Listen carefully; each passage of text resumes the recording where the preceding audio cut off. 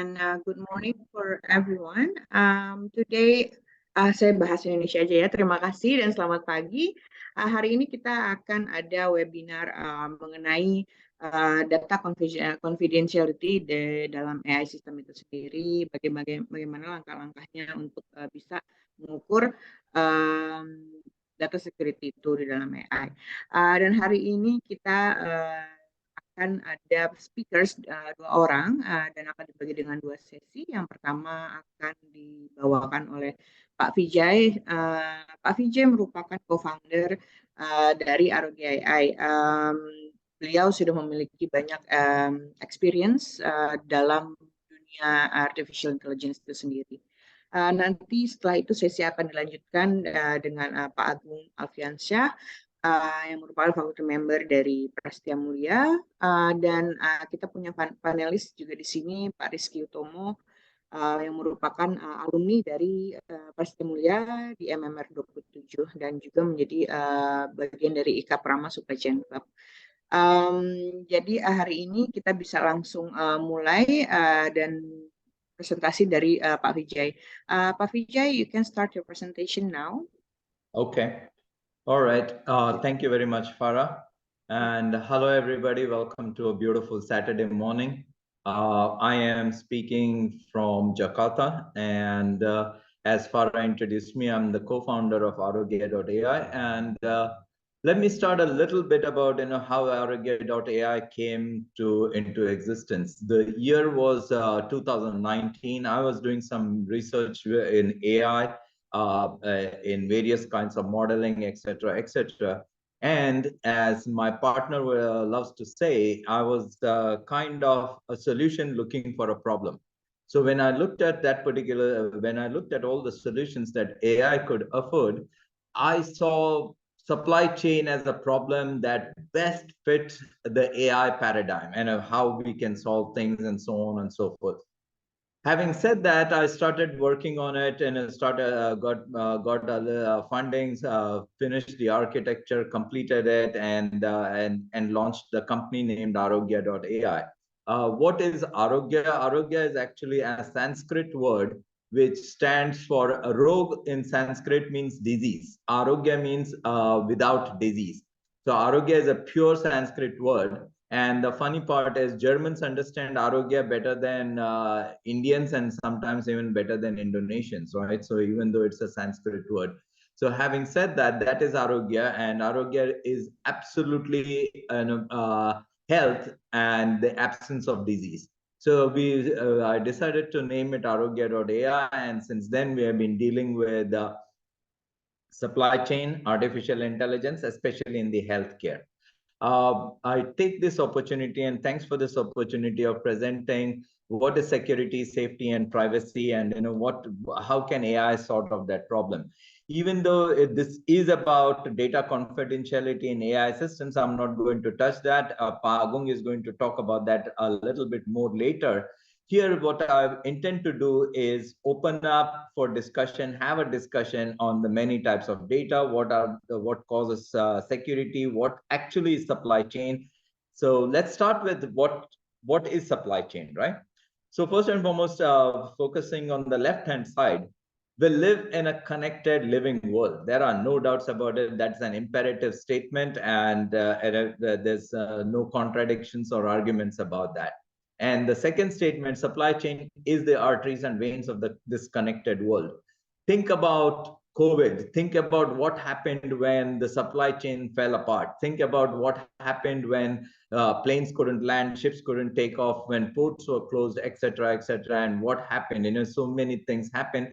Don't want to elaborate on it, but I think each of us has a personal experience as to what happened to each one of us.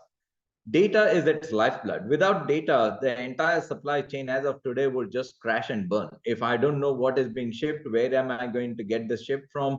How is it going to arrive at my place? All of this information, data, whatever we want to call it, if we don't know it, it becomes meaningless. So I could have hundreds of ships lying in the port, hundreds of manufacturers manufacturing, hundreds of stockists stocking, but if I don't know where it is, who is going to deliver it, at what time is it going to be delivered, etc., etc., no use at all. So data is a must. and businesses cannot operate without sharing data. So as much as data, we talk about data as everybody's own fortress, and everybody should be entitled to their own data. But think about a world wherein you cannot do anything without data, and where you don't want to share anything. So having said that, let's simplify the supply chain. Who are the key players in supply chain? Producers and manufacturers and consumers. And I call them key players because without these two endpoints, these are endpoints, and that's what I have said here, that these are the most important endpoints: producers and manufacturers and consumers. So this is what we are trying to do. Whether it is wheat, whether it's biscuits, whether it's milk, whether it's eggs, whether it's a car, whether it's an iPhone, these are produced and manufactured, and I want to get it to the consumer. And when the consumer uses it, that's the other endpoint. What are the key actions that happen between these two people? Is consumers create demand, manufacturers and producers try to meet this demand. So that's the whole gist of the supply chain. As I said, simplifying it, right? So don't take my words and oh, there is so much complication and so much. I understand all of that, but for the discussion that we are going to have here, let's just keep it very simple. The chain itself, in between the chain, in between these key players, in between these key actions are stockists, suppliers, brokers, dealers, insurers, financiers, logistics, warehouses, regulatory, customs. Each plays his own part. Each is required. Each is a very essential cog in the clock that has to run, which is the supply chain. Nothing can operate without any of this. Okay, there are direct to consumers, direct to supplier, but any which way you look at it, all of this is required. And all of them have data, and all of them need to share it. So that's the gist of a supply chain.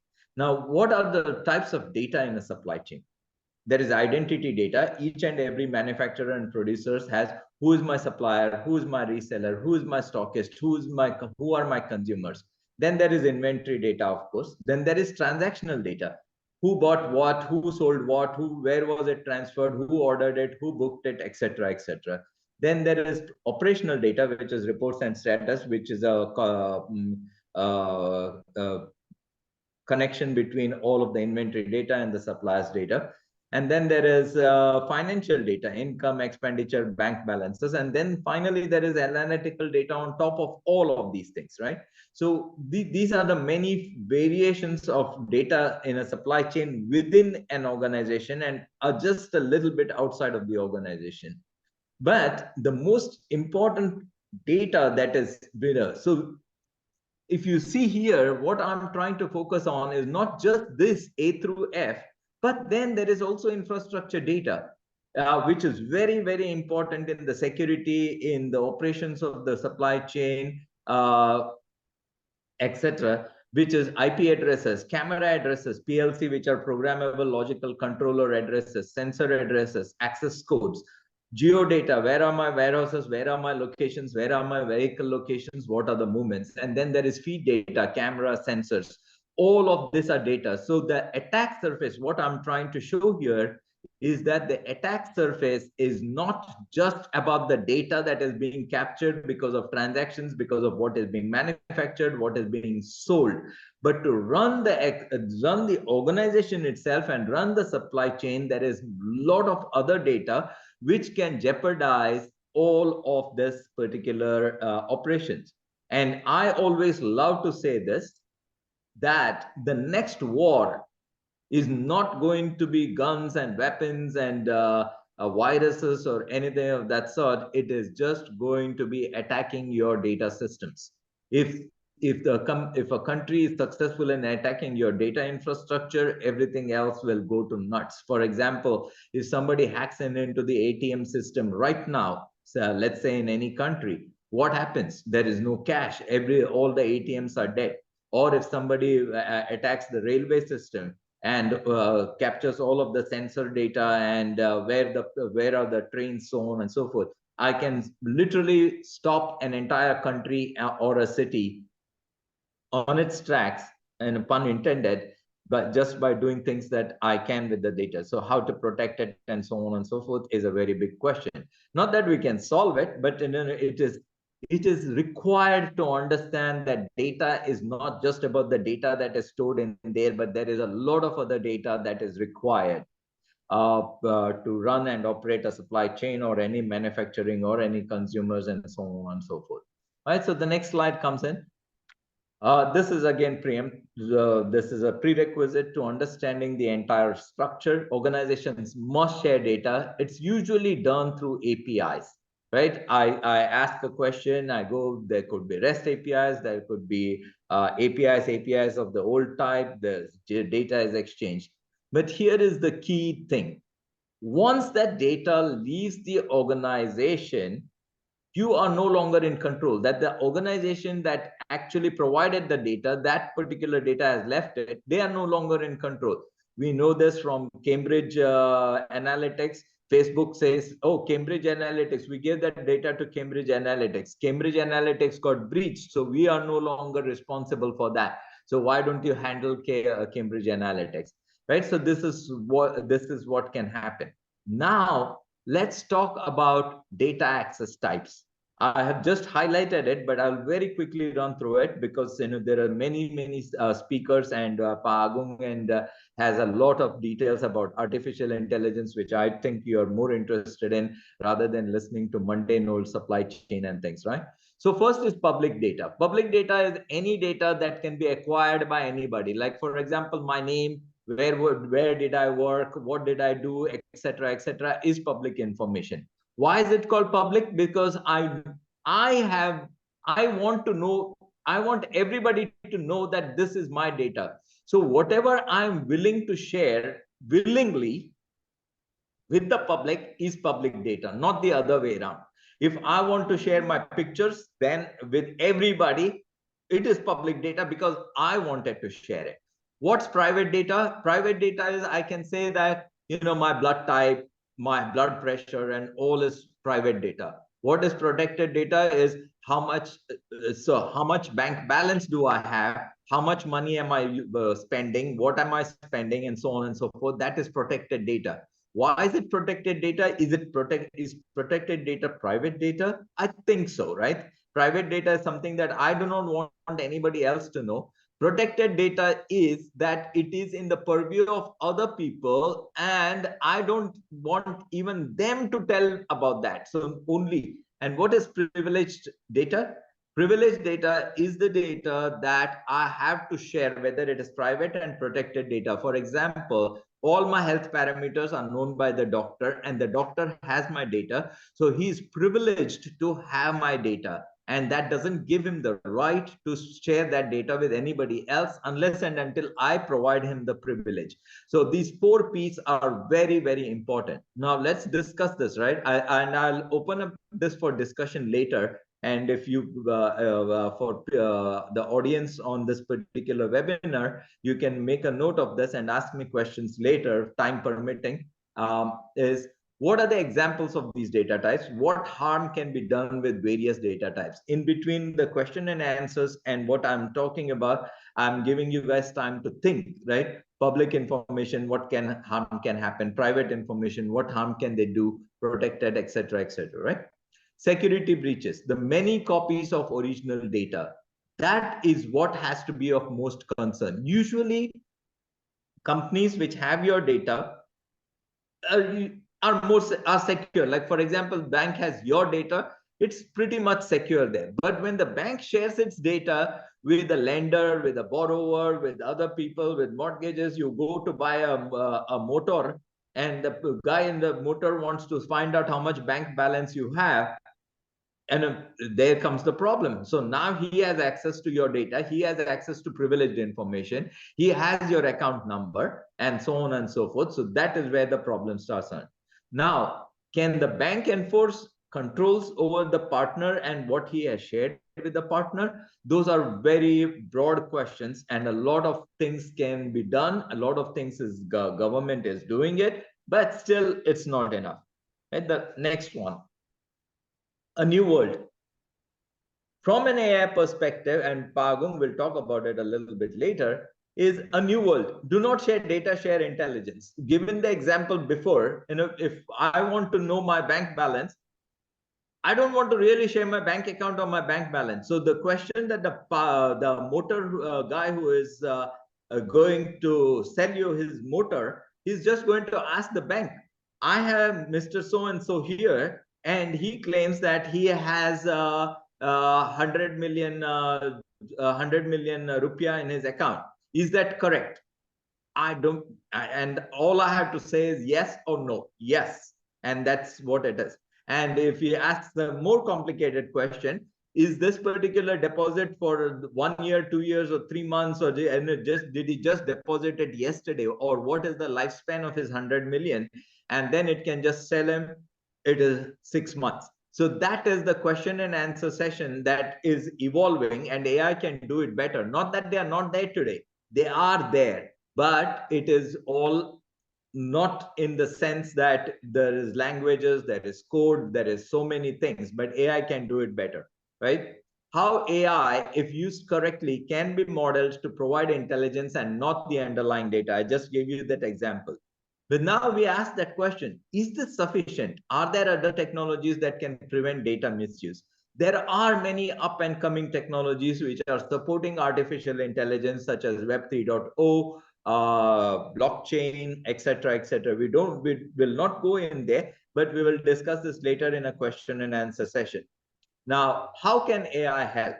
Supply chain entities can get their data to be AI ready and build AI repositories. One of the things in my 4 years of experience here in Indonesia and about 30 years of experience in the United States, and I'm naming that particular country because usually people here think that in the US everything is perfect, data is in there. But I have been an architect in many systems out there, and even today, many organizations do not have data which is AI ready. And because that is not the case, the big four, PwC, Ernst & Young, KPMG, are investing billions and billions of dollars to start off their own practice, which is called getting your AI data to be AI ready. And quite a lot of these practices are very successful. Now, we will not go into length about discussing what is AI-ready repositories.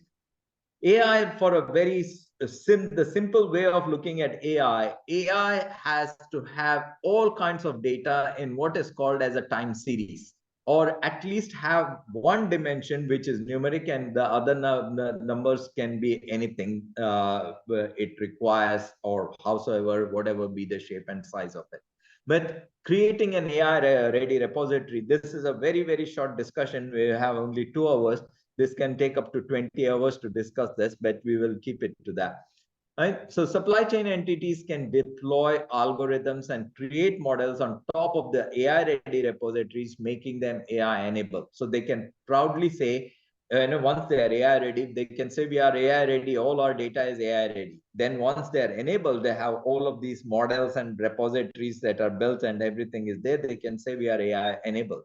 And then when they open up this AI enabled data to bots, so now bots are answering those questions rather than transferring data to the other party. So an example is, have you shipped my item? Right? So to do that, they will have to go through so many things. The answer is a very simple yes and no, and it was shipped through this. Who did you ship it through? This is the answer. When did you ship it? This is the answer. So everything becomes a question and answer, and bots can answer those questions faster than anything without even looking at what that data is, what the underlying data is. Underlying data is only transmitted when the person asks for that proof of delivery or proof of supply, and so on and so forth. So once an organization has all these bots in place, they are now completely AI capable. So think about it, that there are bots answering your question, then it's going through an AI enabled model, and then it is going through the data. So the best part about it is all of this can be built on top of already existing mechanisms. Nothing within an organization has to change. So SOGO doesn't have to change. Hospitals do not have to change. They operate as they are operating. And all of this data can be put into a repository, modified, done all of that, and they become AI capable. So now we are sharing data rather than sharing data. Data sharing is now more information and intelligence sharing on a need to know basis rather than data sharing. And that's one way to make your organization very secure. I don't want to give you any data, but I can answer your questions. Is that enough? Yep, that is enough. So then nothing in there. How many employees do you have? Or rather, do you have an employee named, let's say, Amit in your organization? It's a yes and no. If he asks how many Amits do you have, it can tell that, rather than passing out information about Amit and so on and so forth. So the last slide, we come very quickly to this particular last slide, is the future.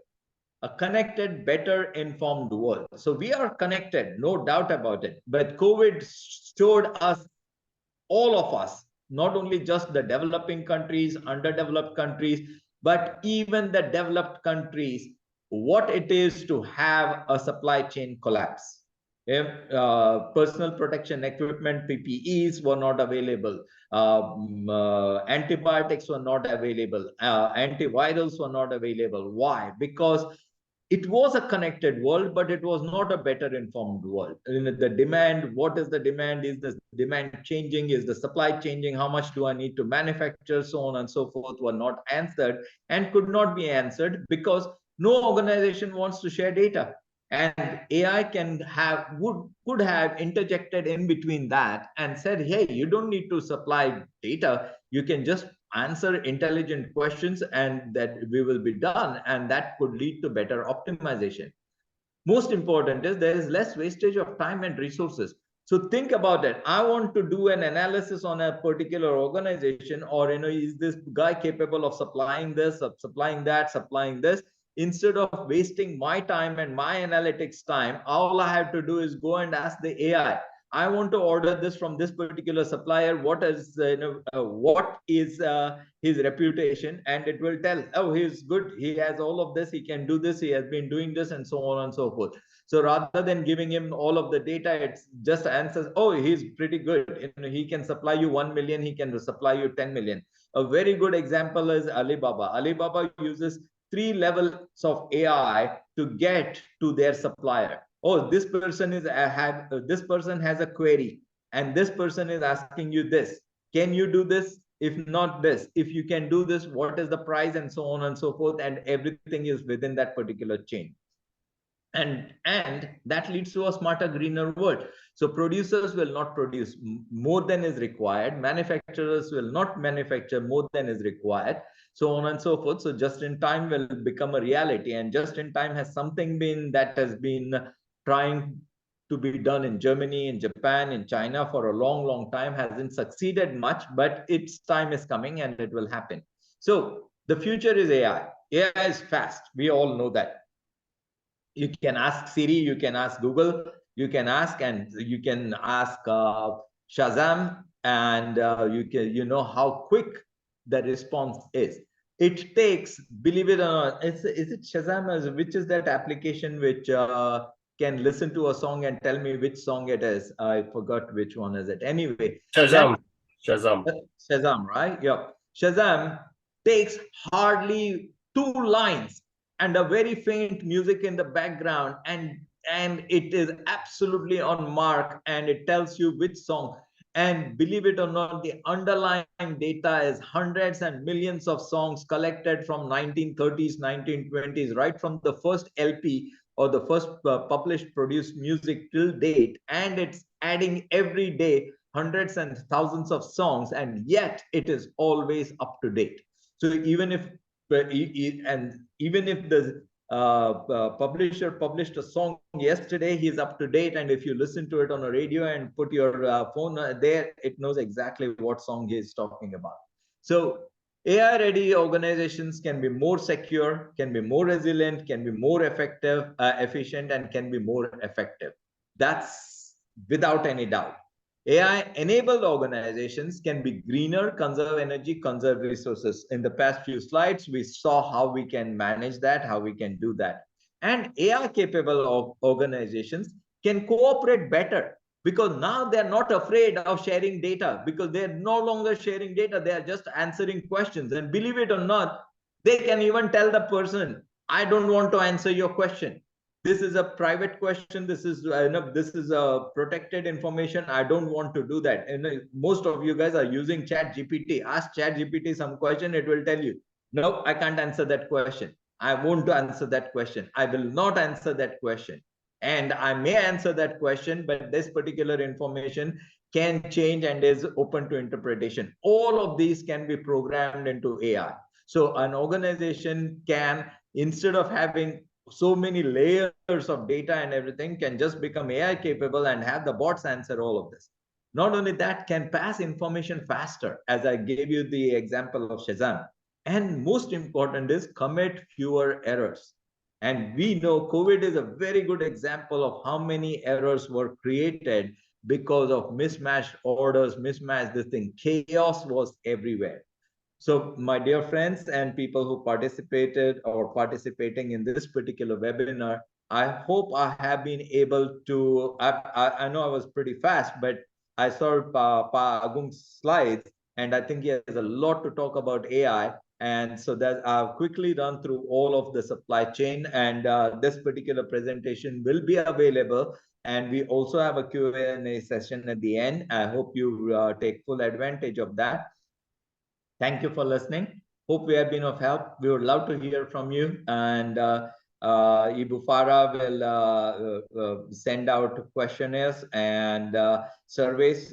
Please do fill them up. And if you need any help from us, let us know. We can come to your organization, come to any place and let you know more, and let you also know what we have done, where we are with our AI mission and our AI vision, and how we intend to better Indonesia, better the Indonesian supply chain, and how we can all profit, and how we can make this into a better country by having better data, better access to data, better AI systems.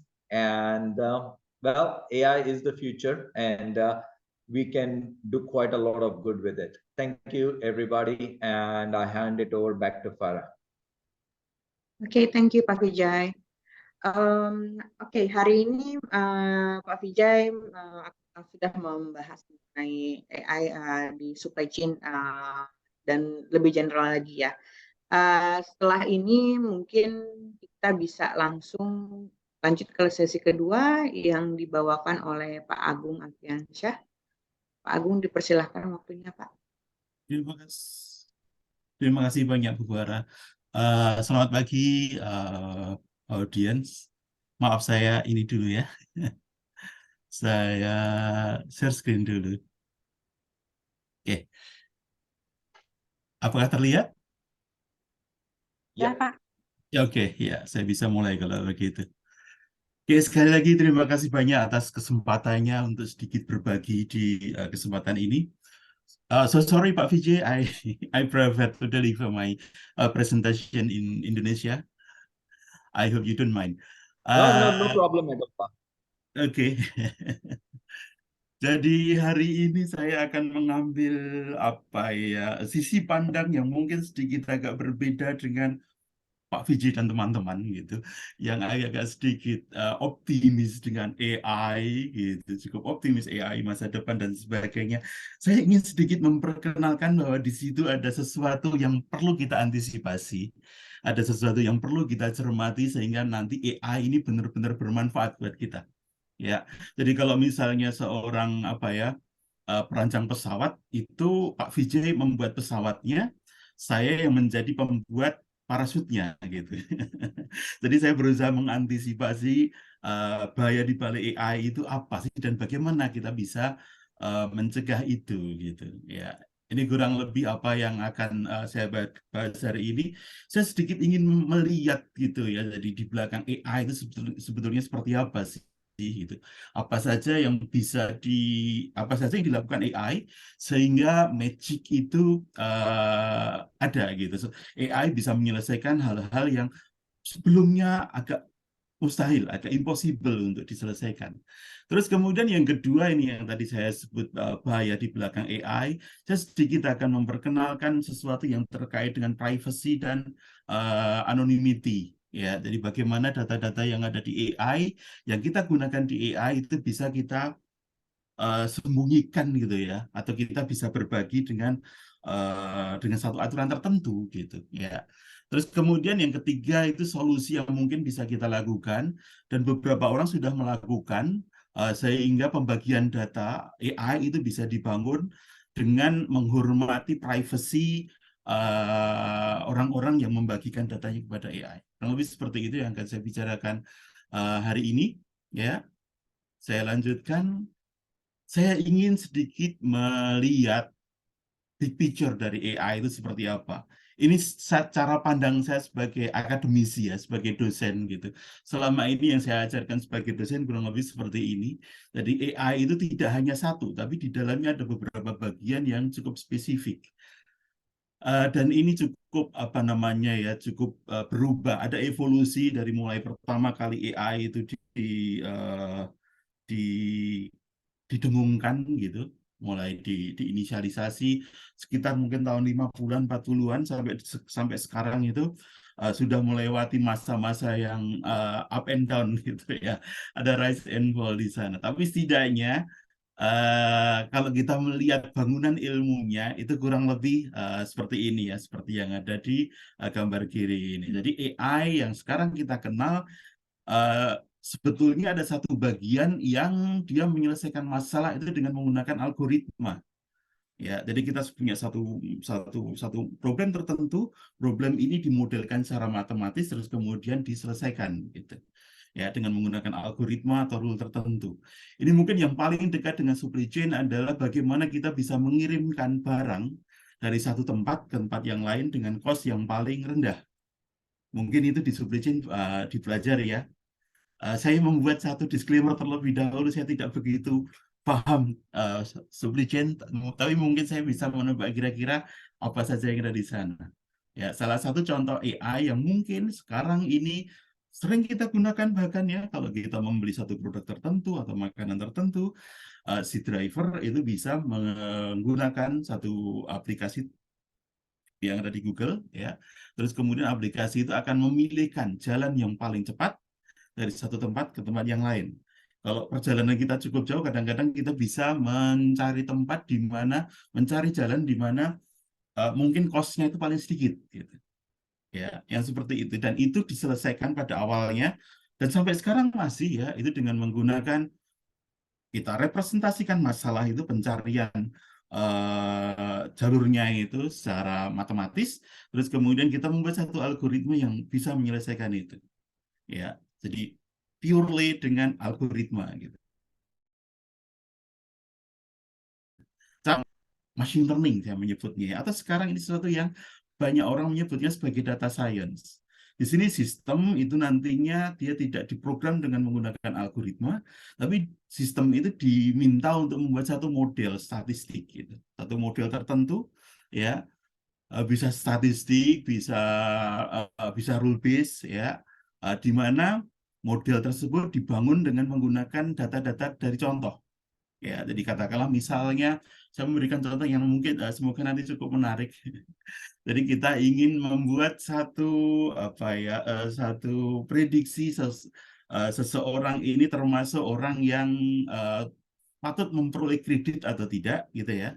Bank tidak menggunakan satu rule tertentu, tapi mereka mempunyai data-data yang terkait dengan riwayat orang-orang yang sudah memperoleh kredit sebelumnya dan dia telat membayar atau tidak, atau macet atau tidak, gitu. Berdasarkan data-data sebelumnya, mereka bisa membuat satu model yang nantinya bisa digunakan untuk menentukan ya customer berikutnya apakah dia patut diberi satu kredit atau tidak, gitu. Ya. Jadi yang kedua ini apa namanya, model itu dibangun dengan menggunakan contoh, tidak lagi dengan menggunakan algoritma yang statik gitu ya. Yang ketiga ini sebetulnya yang banyak memperoleh perhatian sekarang, yang biasa dikenal sebagai artificial neural network atau kemudian orang mengenalnya sebagai deep learning gitu.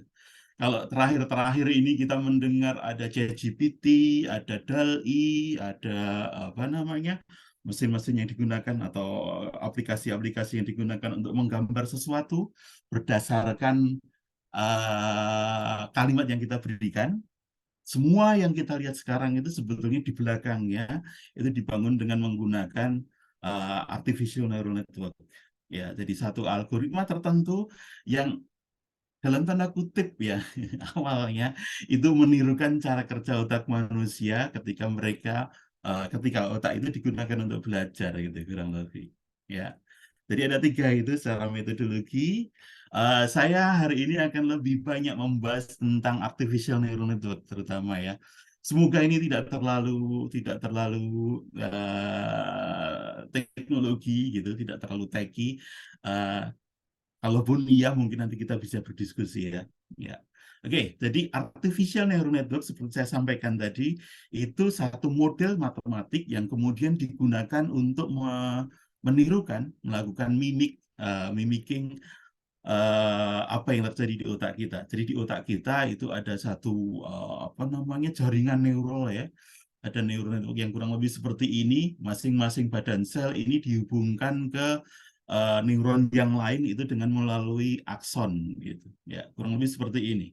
Ya, terus kemudian apa namanya? Organ atau sel single cell seperti ini itu dimodelkan dengan menggunakan komputer sehingga kita mempunyai satu model komputasi yang kurang lebih yang ada di kanan ini. Ya, masing-masing lingkaran di sini itu menyatakan satu unit komputasi yang mirip dengan badan sel yang ada di sini. Ya, terus kemudian koneksi yang ada di sini itu nantinya adalah akson, ya, akson yang menghubungkan 2 sel body. Ya, terus kemudian akson-akson ini atau koneksi-koneksi ini nantinya bisa diubah bobot-bobotnya. Ya, jadi masing-masing koneksi ini ada variabel yang bisa kita ubah-ubah gitu. Ya, sebagai bobot itu punya variabel yang bisa kita ubah-ubah. Belajar itu artinya mengubah-ubah bobot yang ada di sini. Artificial neural network itu mirip, paradigmanya mirip dengan pembelajaran dengan menggunakan data. Ya, jadi di sini, artificial neural network ini atau deep learning ini diberi contoh, ya biasanya diberi contoh, terus kemudian contoh ini digunakan untuk mengubah bobot-bobot yang ada di sini. Jadi kurang lebih cara kerjanya kalau misalnya saya ingin mendeteksi wajah seseorang, mengenali wajah seseorang, di depan sini di layar masukannya di sini saya berikan gambar orang tersebut, gitu. Ya, terus kemudian di sini saya berikan nama orang ini siapa sih, kurang lebih begitu ya. Atau sesuatu yang menunjukkan individu orang ini siapa sih gitu ya, karena di sini ada data terus kemudian di sini ada keluaran, bobot-bobot yang ada di layar tengah di sini bisa kita ubah-ubah ya, sehingga nantinya keluaran di sini itu sesuai dengan keluaran yang kita inginkan ya. Proses pembelajaran itu sebenarnya adalah proses yang digunakan untuk mengubah-ubah bobot yang ada di sini ya. Dan biasanya ini cukup lama ya, di beberapa kasus cukup lama sehingga kita memerlukan satu komputer yang menggunakan GPU misalnya ya. Yang menggunakan GPU di mana GPU ini sekarang bisa menggantikan satu klaster komputer atau satu komputer yang dulu kayaknya tidak terjangkau oleh orang biasa, tapi sekarang dengan menggunakan CPU, selain bisa kita gunakan untuk bermain game, ya kita bisa gunakan juga untuk melatih satu neural network. Ya, neural network itu biasa dikenal juga sebagai deep learning, di mana layer yang ada di sini itu bisa sangat dalam, ya bisa sangat panjang gitu.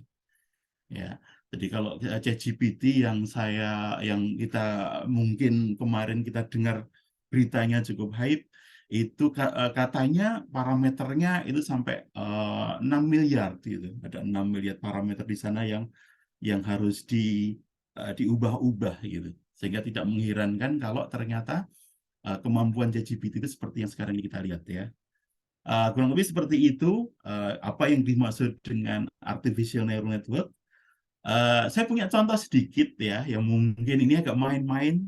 Saya biasa gunakan ini untuk mendemokan kepada mahasiswa, apakah benar-benar jalan atau tidak sih? Benar nggak kita bisa memberikan contoh kepada satu komputer, terus kemudian contoh ini dia gunakan untuk untuk menentukan gitu ya, untuk mengidentifikasi data yang kita masukkan tadi. Ya, jadi di sini ada satu metode yang digunakan untuk mengenali tulisan tangan, angka saja ya, jadi digit recognizer. Di sini data yang digunakan cukup banyak, ada 60.000 data ya. Ini sebenarnya sudah cukup lama, tahun 80-an ini. Dari tahun 80-an yang seperti ini sudah ada. Aplikasinya sebetulnya untuk mengenali tulisan tangan yang ada di cek gitu ya. Jadi cek itu biasanya menggunakan tulisan tangan, variasi tulisan tangan seseorang dengan orang yang lain itu kadang-kadang sangat tinggi. Ya, sehingga agak sulit kalau kita menggunakan satu metode biasa ya, yang kemudian bisa kita gunakan untuk mengenali tulisan tangan ini. Bisa dicoba ya, di sini ada QR code-nya, terus kemudian ada apa namanya, di sini ada linknya. Bisa nggak sih gitu.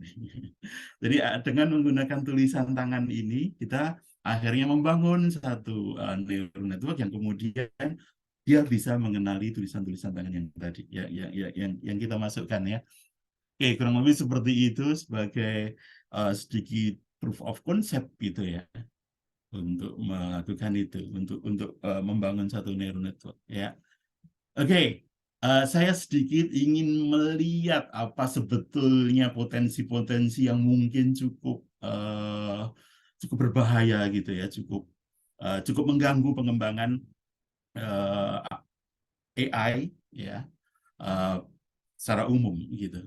Yang pertama itu kadang-kadang apa yang ada di AI itu kadang-kadang agak sulit untuk diinterpretasikan gitu.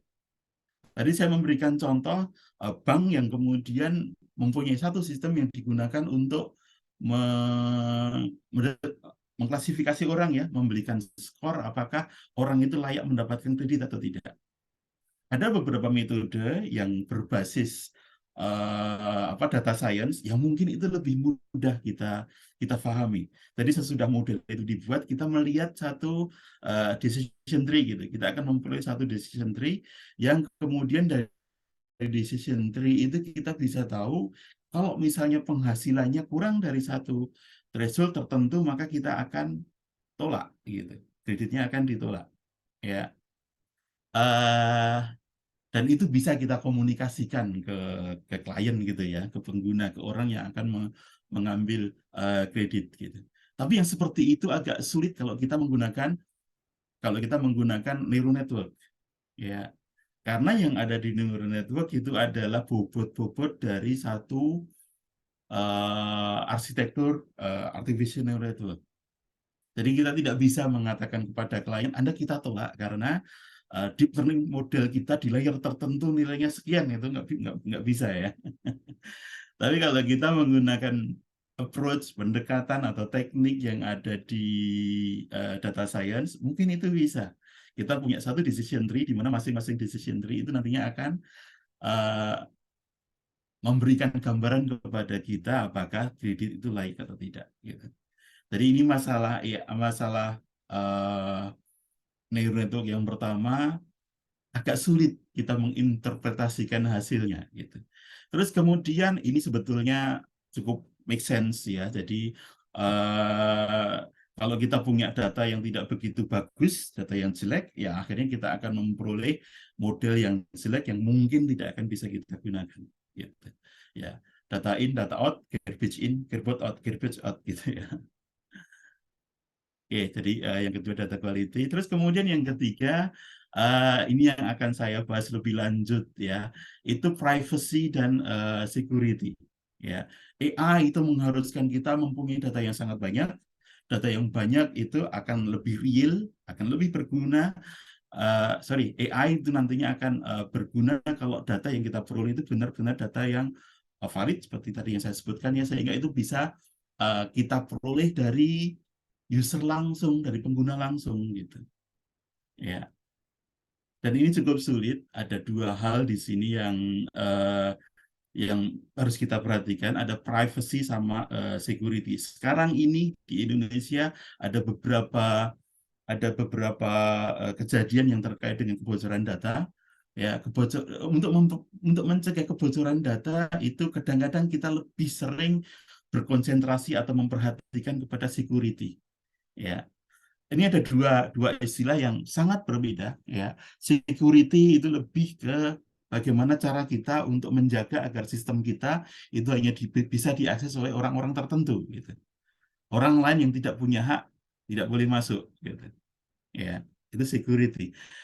Privacy itu lebih terkait kepada orang yang mempunyai data ini bisa membagikan datanya, tapi mungkin dengan batasan tertentu.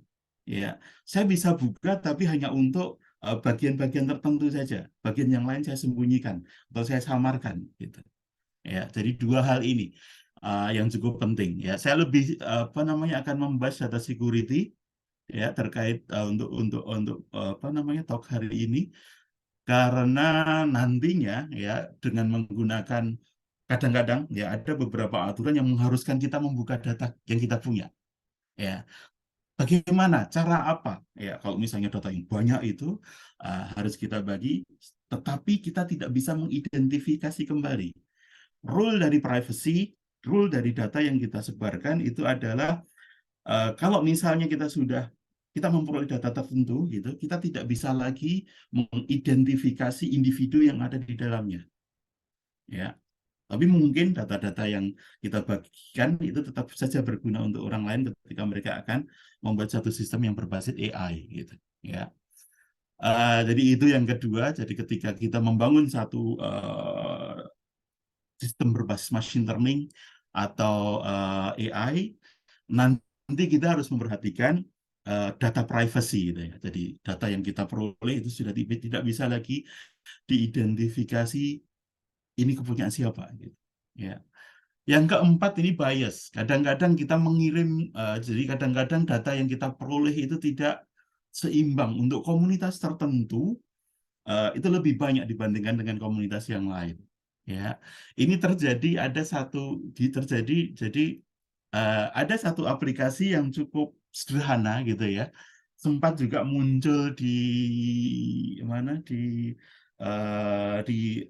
marketplace ya, di apa namanya, bisa kita install di komputer kita gitu ya, di handphone kita. Jadi aplikasi itu kita gunakan untuk membuat gambar yang resolusinya rendah menjadi lebih jelas, menjadi lebih tinggi gitu. Ya. Terus kemudian beberapa dicoba jadi cukup bagus ya. Salah satu yang kemudian cukup mengagetkan itu ketika Obama dimasukkan, ya Obama dibuat resolusinya rendah, terus kemudian dimasukkan, hasilnya itu lebih mirip orang yang berkulit hitam gitu. Ya lebih mirip pada orang yang berkulit putih, maaf ya. Jadi Obama itu lebih cerah gitu wajahnya dibandingkan dengan aslinya gitu ya. Beberapa waktu yang lalu sempat viral juga ada beberapa gambar pahlawan ya, ada Pangeran Diponegoro, ada cukup banyak ya, saya lupa siapa saja, tapi ketika saya amati wajah orang ini bukan wajah orang Indonesia deh gitu ya. Wajah-wajah orang-orang yang muncul itu bukan bukan apa namanya, bukan wajah orang Indonesia lagi gitu ya. Jadi itu terjadi karena bias yang ada di dalam data ya. Terus ini agak mirip dengan apa yang saya sampaikan pertama, AI itu kadang-kadang sifatnya black box, kita nggak tahu apa yang terjadi di dalamnya ya. Jadi sehingga agak sulit nantinya ketika ada satu masalah tertentu sebagai engineer gitu ya, saya sebagai orang yang berusaha mengembangkan AI, kadang-kadang agak sulit bagaimana cara yang bisa kita gunakan untuk memperbaiki debugging apa yang ada di sistem yang sedang kita kembangkan ini. Ya, beberapa hal itu cukup sulit dipahami ya, karena sifatnya black box. Oke, saya lanjutkan.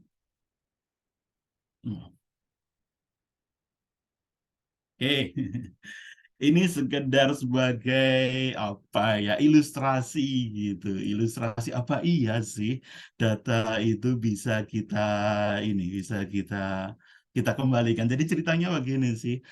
Netflix itu punya satu challenge gitu. Netflix itu sudah mempunyai satu recommendation system ya, recommender system yang ini mungkin cukup menarik juga dari si supply chain. Jadi recommender system saya kira kita sudah sering menggunakan ya. Kalau kita melihat di Netflix, kita nonton satu film tertentu gitu. Sesudah itu kadang-kadang kita diberi apa ya, suggestion gitu ya, saran film ini yang mungkin cocok buat kita gitu. Ya, Netflix sudah punya, tapi mereka pengen meningkatkan itu sehingga ketelitiannya lebih 10% lebih bagus gitu. Ya, cara yang dia lakukan yang membuka ini sebagai satu challenge. Ya, dimulai pada Oktober 2006, hadiahnya tidak main-main, $1 juta ya, $1 juta. Terus kemudian data yang digunakan itu ada 10 juta data customer Netflix, di mana masing-masing subscriber itu dia memberikan bintang gitu. Ya, di sini ada 100 juta rating dari 480.000 customer. Ya. Dan filmnya itu ada 18.000 film ya. Cukup cukup berat challenge-nya ya. Sehingga kontes ini berjalan cukup lama dan baru 3 tahun kemudian ada orang yang kemudian bisa menyelesaikan. Ya, jadi ini juga agak lucu kalau kita lihat yang pertama itu mensubmit di 1818 gitu. Terus kemudian 20 menit kemudian, ya, hanya dalam 20 menit kemudian ada orang yang submit satu metode yang ketelitiannya sama gitu, improvementnya sama. Jadi di sini 10,6, ini 10,6. Ya. Ya, setelah melalui moderasi dan sebagainya, Netflix memberi waktu untuk memperbaiki gitu ya, terus kemudian meningkatkan performance dari metode yang mereka pilih, yang mereka kembangkan, dan ternyata ada satu kelompok yang namanya The Ensemble ini ketelitiannya menjadi lebih baik gitu. Ya, $1 juta ya. Dan lucunya sebetulnya metode yang mereka tawarkan itu sama sekali tidak bisa diimplementasikan di Netflix. Sepertinya Netflix hanya berharap lebih kepada PR gitu ya, iklan tertentu yang kemudian mungkin bisa mereka peroleh dari situ ya. Oke, jadi data yang tadi saya sebutkan di sini, maaf ya, ini sudah dihapus nama identifikasi personalnya itu sudah dihapus ya, personal identifiable information-nya itu sudah dihapus, individunya sudah nggak ada lagi, nomor dan sebagainya sudah nggak ada ya. Biasanya seperti itu yang kita lakukan kan, kalau kita rilis data, nama dan NIK-nya, kalau KTP itu sudah kita hapus. Tapi kemudian ada orang yang kemudian bekerja mengembangkan satu metode yang lain yang agak sedikit berbeda. Dia tidak mengikuti challenge-nya Netflix, tapi menggunakan data itu untuk mengidentifikasi, mengembalikan ya, untuk mengembalikan masing-masing orang yang ada di dalam data itu siapa saja sih. Ya, dia menggunakan data tambahan yang ada di IMDb. Ya, jadi selain menggunakan data Netflix yang disebar di di dirilis untuk keperluan challenge, mereka menggunakan data dari IMDb. Terus kemudian ada cukup banyak data yang kemudian bisa di recovery ya. Masing-masing kita jadi tahu ini orang-orangnya siapa saja sih. Ya. Sehingga dari sini kita sadar bahwa ternyata data yang sudah kita hapus, data identifier personalnya itu bisa dikembalikan dengan menggunakan data lain gitu. Dengan menggunakan auxiliary data yang kemudian itu kita gabungkan ke data yang akan kita kembalikan tadi, dan itu bisa dilakukan dengan cukup mudah ya. Oke. Saya punya satu contoh. Saya tidak akan terlalu jauh di contoh ini ya. Tapi kalau misalnya sebentar, maaf. Kalau misalnya tertarik ya, silahkan bisa dijalankan. Ini data ini sebetulnya real ya, data yang real. Ada 32.000 data. Terus kemudian nanti nama, terus kemudian tanggal lahir, serial, nomor security sosial, dan kemudian tempat tinggalnya, kode pos tempat tinggal ini kita hapus gitu.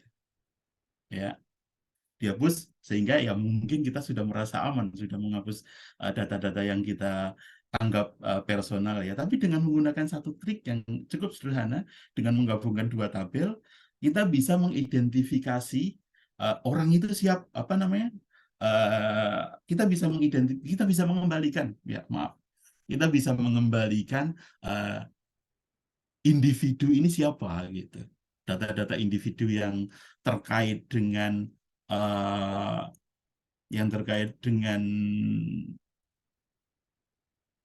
data awalnya, ya maaf, ini bisa kita kembalikan dan cukup mudah, caranya cukup mudah gitu. Ya, dengan menggunakan data yang cukup banyak itu bisa kita lakukan. Ya, oke. eh, Silakan Kak. Saya tidak akan membahas ini terlalu dalam karena sepertinya waktunya tidak banyak ya. Oke, saya lebih akan membahas tentang ini, machine learning yang seperti apa yang bisa kita gunakan untuk mencegah hal seperti itu gitu ya, mencegah uh, data personal itu bisa kita identifikasi. Cara yang pertama untuk mengatasi kebocoran data dalam tanda petik ya, itu adalah dengan menggunakan K-anonima. Ya, jadi di sini kita menggunakan satu teknik tertentu sehingga data yang kita rilis itu lebih sulit untuk kita identifikasi ya, dengan membuat data itu susah dibedakan, sudah diidentifikasi kembali ketika dia dimasukkan di sejumlah orang gitu ya. Yang pertama, terus kemudian yang kedua itu dengan sesuatu yang disebut sebagai federated learning ya. Federated learning itu satu teknik yang kita gunakan agar machine learning yang kita buat itu mampu menghilangkan data-data personal yang nantinya kita peroleh dari data sebelumnya ya. Oke, sedikit apa namanya kesimpulan dari apa yang tadi saya tunjukkan. Ada sesuatu yang agak teknis ya dari data yang bagaimana mengidentifikasi seseorang gitu ya. Ternyata ya uh, diidentifikasi atau reidentifikasi tepatnya ya, mengidentifikasi kembali seorang individu itu bisa dilakukan hanya dengan menggabungkan dua buah data, di mana mungkin salah satu data ini sudah dihapus ya, sudah dihapus personal identifiernya, tapi kemudian bisa kita kembalikan dengan menggunakan data lain ya. Dan kemudian ada satu statistik yang menunjukkan bahwa hanya dengan menggunakan 3 data saja, jenis kelamin, dia tinggal di mana, terus kemudian tanggal lahir, ya, dan tanggal lahir ini nantinya kita bisa di Amerika ya, itu bisa mengidentifikasi 87% orang yang ada di US, ya, hanya dengan menggunakan ketiga data auxiliary ini, ya. Oke, waktu saya sepertinya sudah habis ya. Saya sedikit agak lebih cepat sekarang ya. Saya hanya ingin mereview kembali bagaimana AI itu bisa kita bangun gitu ya dengan menggunakan data. Ini pendekatan yang klasik. Saya katakan ini sebagai sesuatu yang klasik ya. Tidak menjaga privacy dan anonymity seseorang ya. Jadi di machine learning itu kita memerlukan data yang jumlahnya sangat banyak ya. Terus kemudian data ini kita gunakan untuk melatih satu model gitu yang akan kita bangun ya.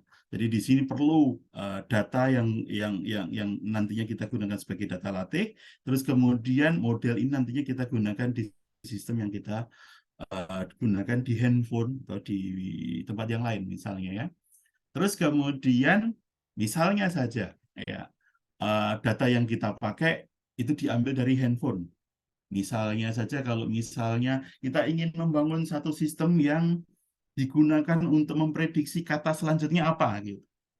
Ini sesuatu yang cukup umum kita punyai di handphone kita. Jadi katakanlah misalnya saya akan komputernya mengatakan handphone kita mengatakan pergi gitu misalnya.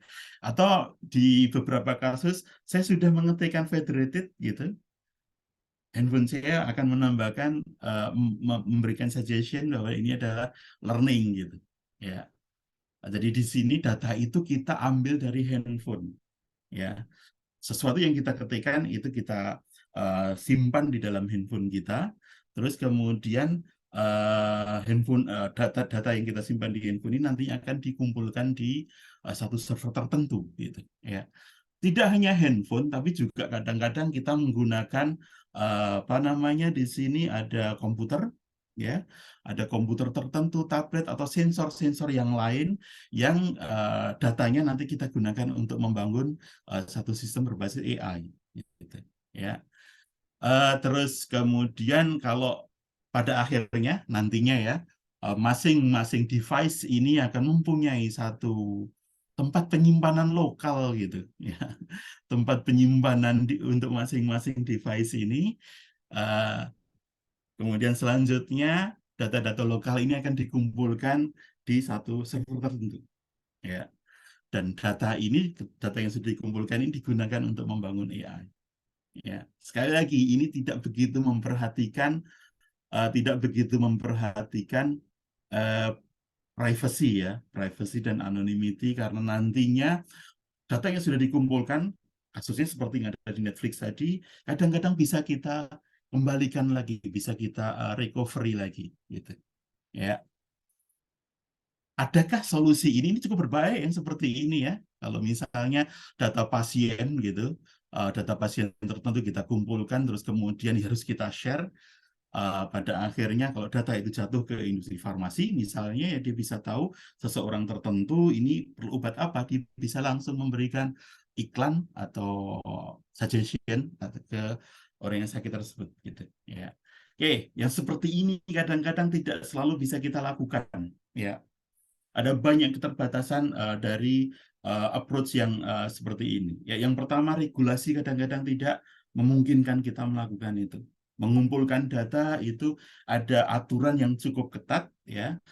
Ada aturan cukup ketat. Kadang-kadang kita tidak boleh mengirimkan membagikan data ya dari satu tempat ke tempat yang lain, atau kebocoran data itu kadang-kadang menjadi tanggung jawab orang yang mempunyai data, gitu.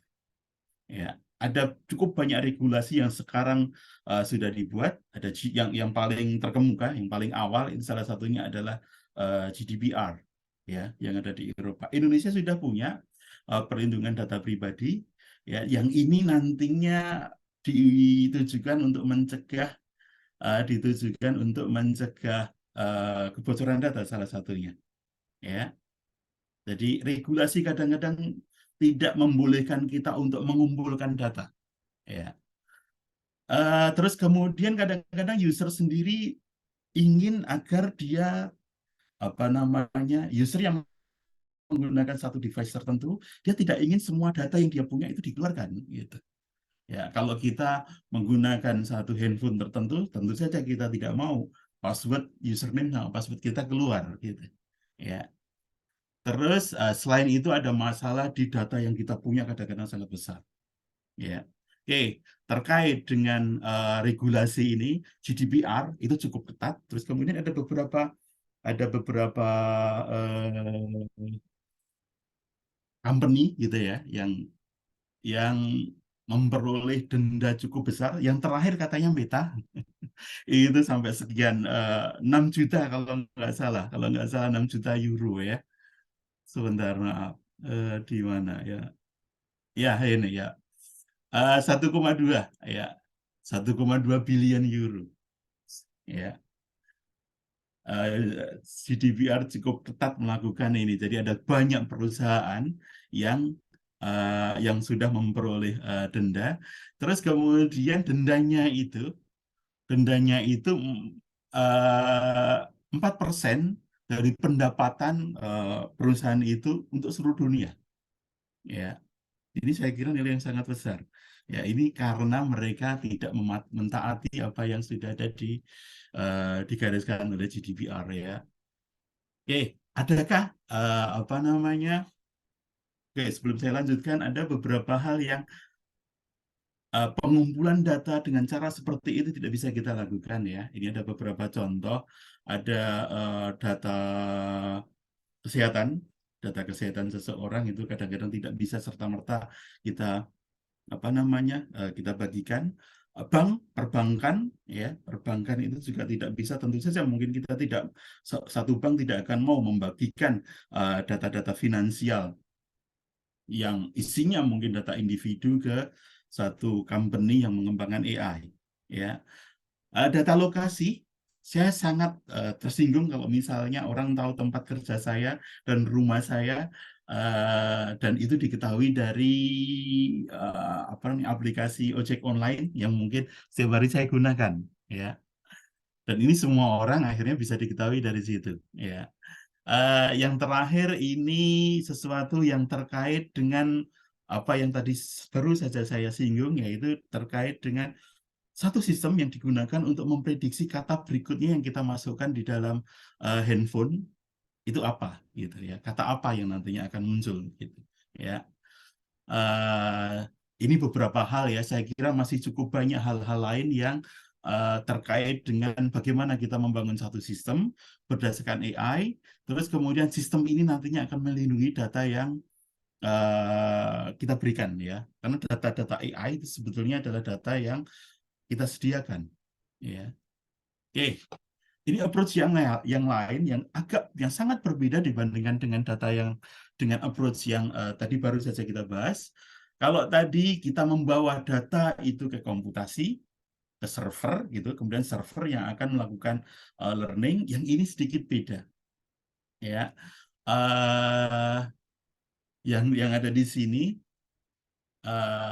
proses pembelajarannya atau learning-nya itu nantinya dibagikan ke masing-masing device.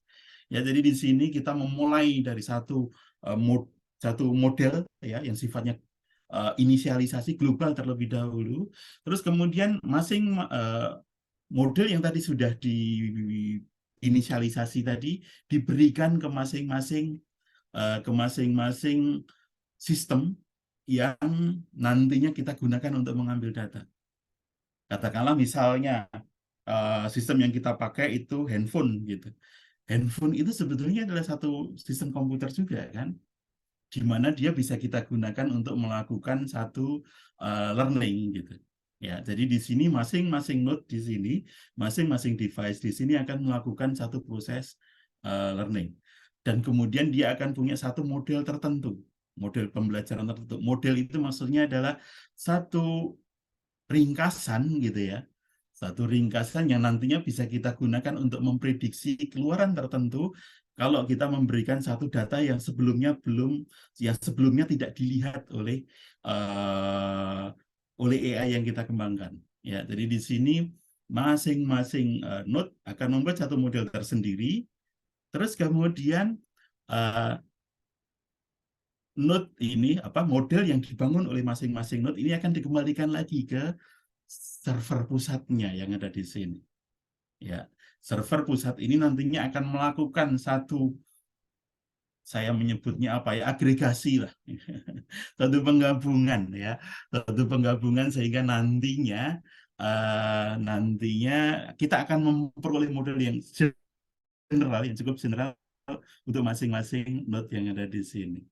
Ya, ketika kita sudah punya model general tadi, ini dikembalikan lagi ke masing-masing node ya, kembalikan lagi ke masing-masing node, terus kemudian kita ulang terus-menerus sampai kemudian error ketelitian dari machine learning yang kita buat itu cukup tinggi. Ya, jadi kurang lebih seperti itu. Jadi ini approach yang berbeda ya. Dari sini kita tidak mengeluarkan data.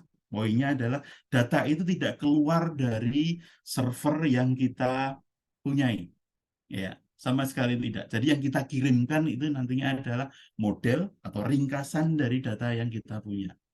Dan ini nantinya akan sangat menjaga privacy dan anonymity dari orang yang memberikan datanya kepada satu perusahaan yang mungkin nantinya akan akan menggunakan data kita untuk keperluan membangun satu sistem AI. Ya.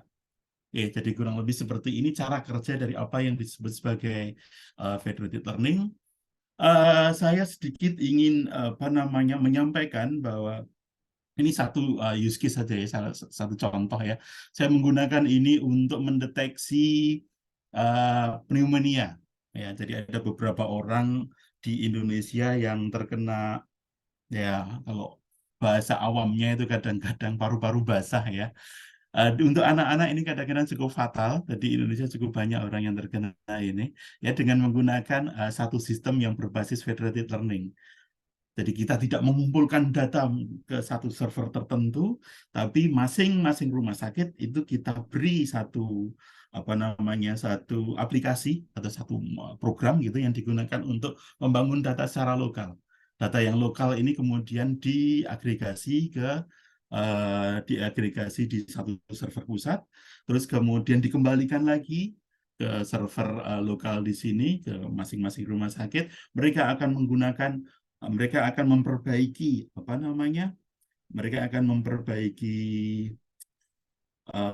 modelnya, terus kemudian dikembalikan lagi ke server terus-menerus sampai kemudian kita punya AI yang cukup baik.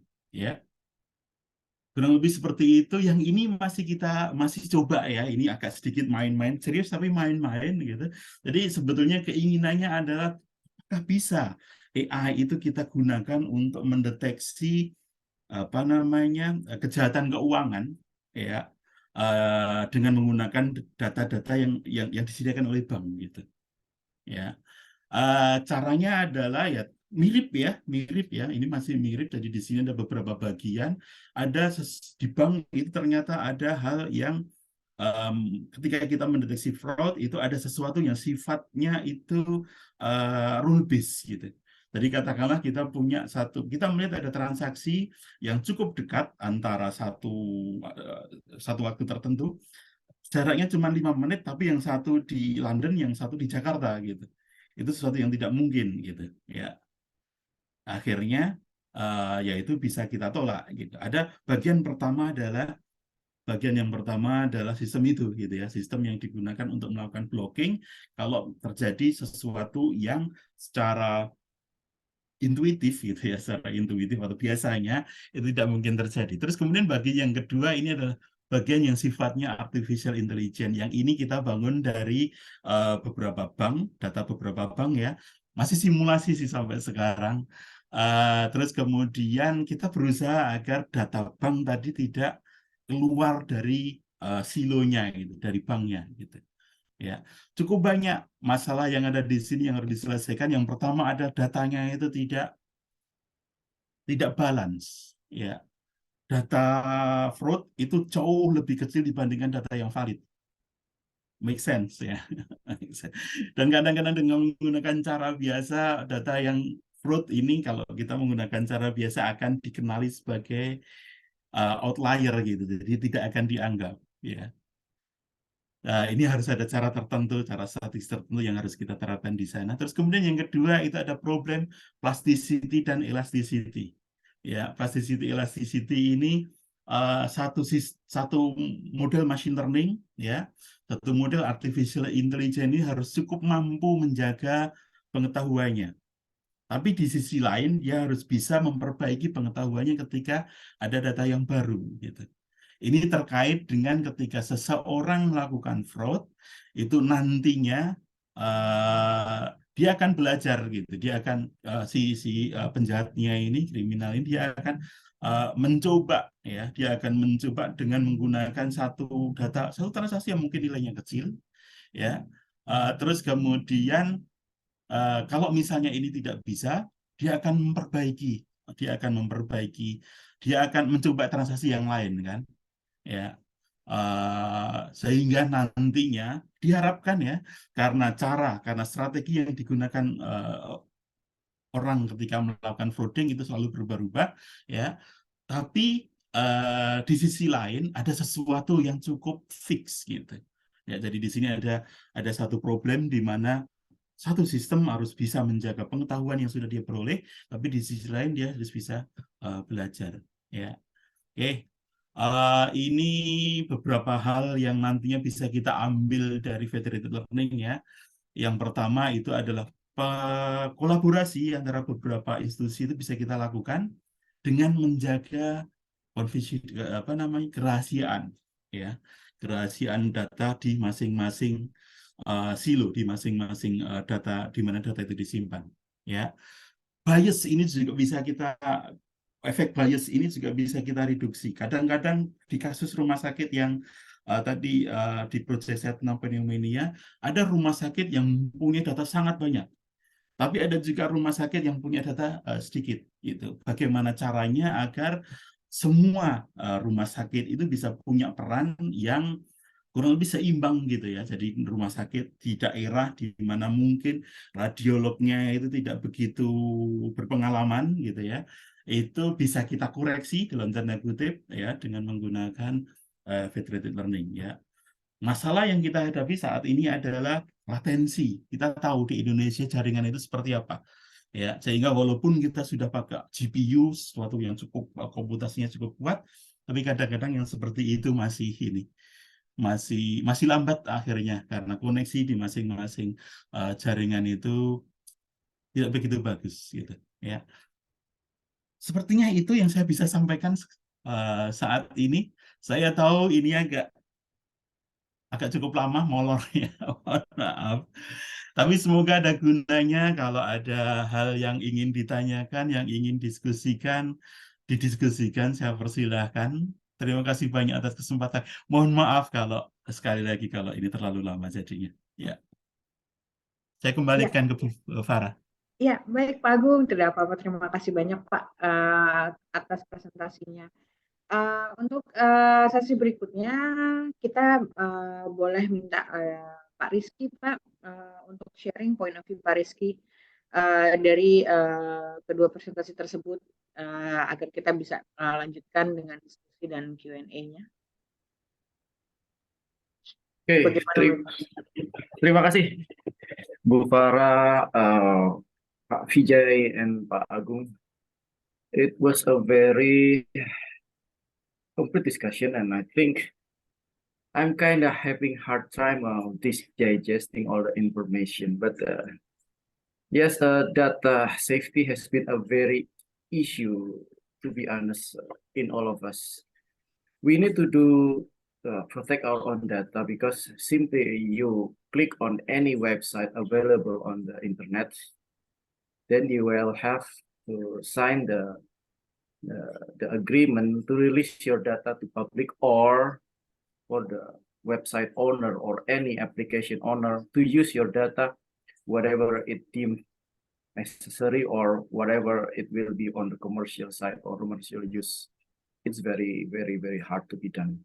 And then the second thing that I would like to inform is what is supply chain? Because everybody in our lives will be involved in supply chain, whether it is industrial scale or only home business, home house, or daily life, because we need to prepare what to do, we need to buy or to acquire something, and we need to use that. That is the most basic, simple definition of supply chain. So only a small walk to the grocery store to buy your, let's say, rice or instant noodle, it is considered to be home scale of supply chain. And then regarding this safety in the supply chain, where for a daily small business usage, it will be very, very easy to protect our data. So we can cover what we buy in our plastic bag, so it will be securely protected, so no one will know what you buy from the grocery store. What will be happen if you are buying from online store, online applications such as Tokopedia, Bukalapak? They will have all the buying pattern that you will need. For instance, for will be buying from Tokopedia on a regular basis, such as some daily needs, some home grocery needs, or maybe how I purchase my electronic billing tokens, how much they have all the data. So I also know that we have already the regulation on this on government decree on number 27 year 2022.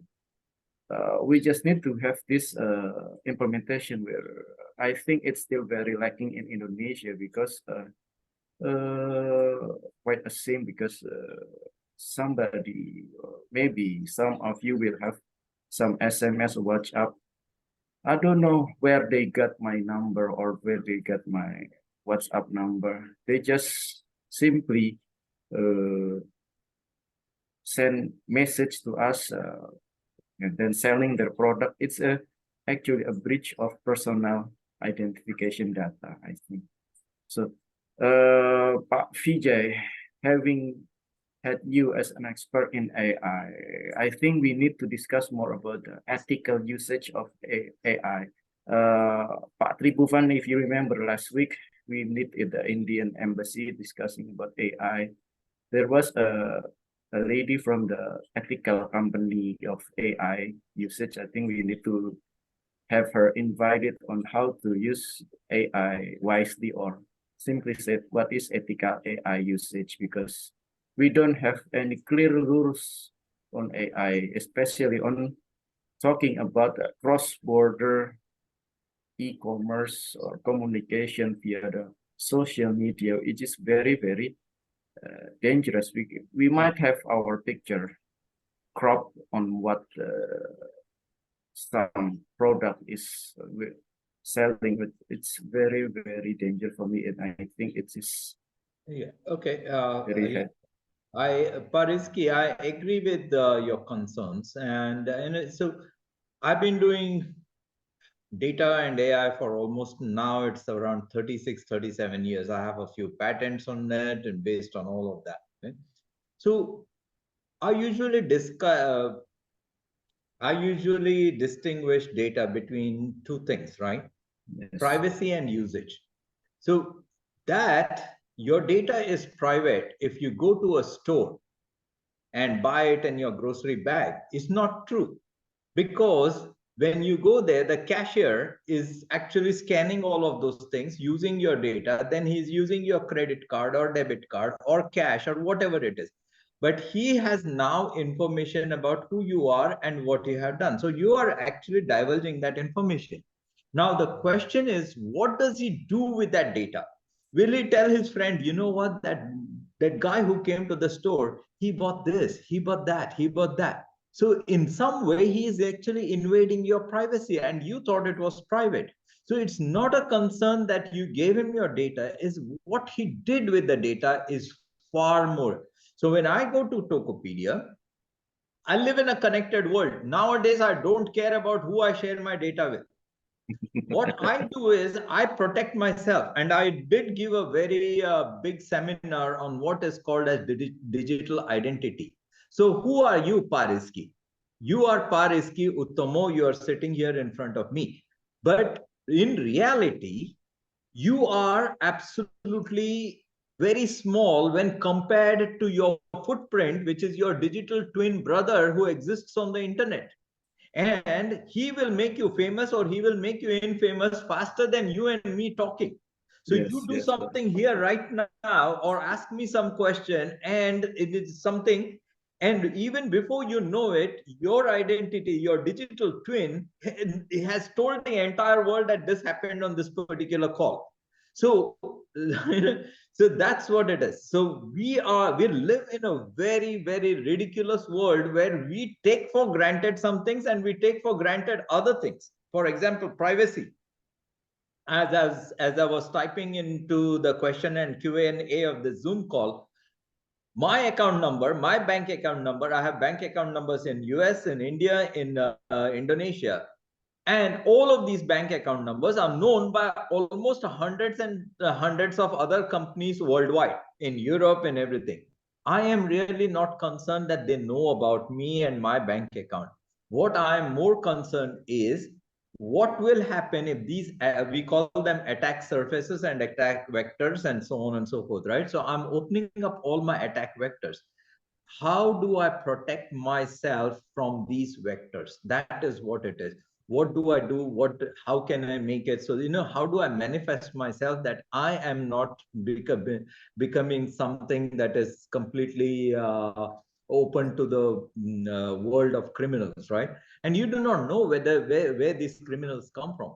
I'll give you an example. There are some countries in the world which actually sponsor spying, which actually sponsor and go after this rescue Tomo, go after him. What are you going to do with state-sponsored actors? Yes. So these are the other things. And now you ask me a very bigger question. What can AI do? AI has got nothing to do with data security, data usage, and so on and so forth. AI is just one more layer on top of your data, on top of what you have shared and everything. It is just a smarter person. And actually speaking, AI is far more better than opening up your data. So, like for example, I'll tell you Tokopedia. Tokopedia has all of your data, what you bought, what you do this. So does the next door neighbor store. He also has all of this data. How much damage can he do with that data? The store guy can only talk to his couple of friends. He bought this, he bought this, he bought this. I think, what is like, I'll give you an example. The other day, this guy was talking to another guy, saying that guy is so fat. You know why he's so fat? He comes every time here and buys this sugar candy, buys this chocolate, buys this ice cream. That's why he's fat. Look at him, look at him.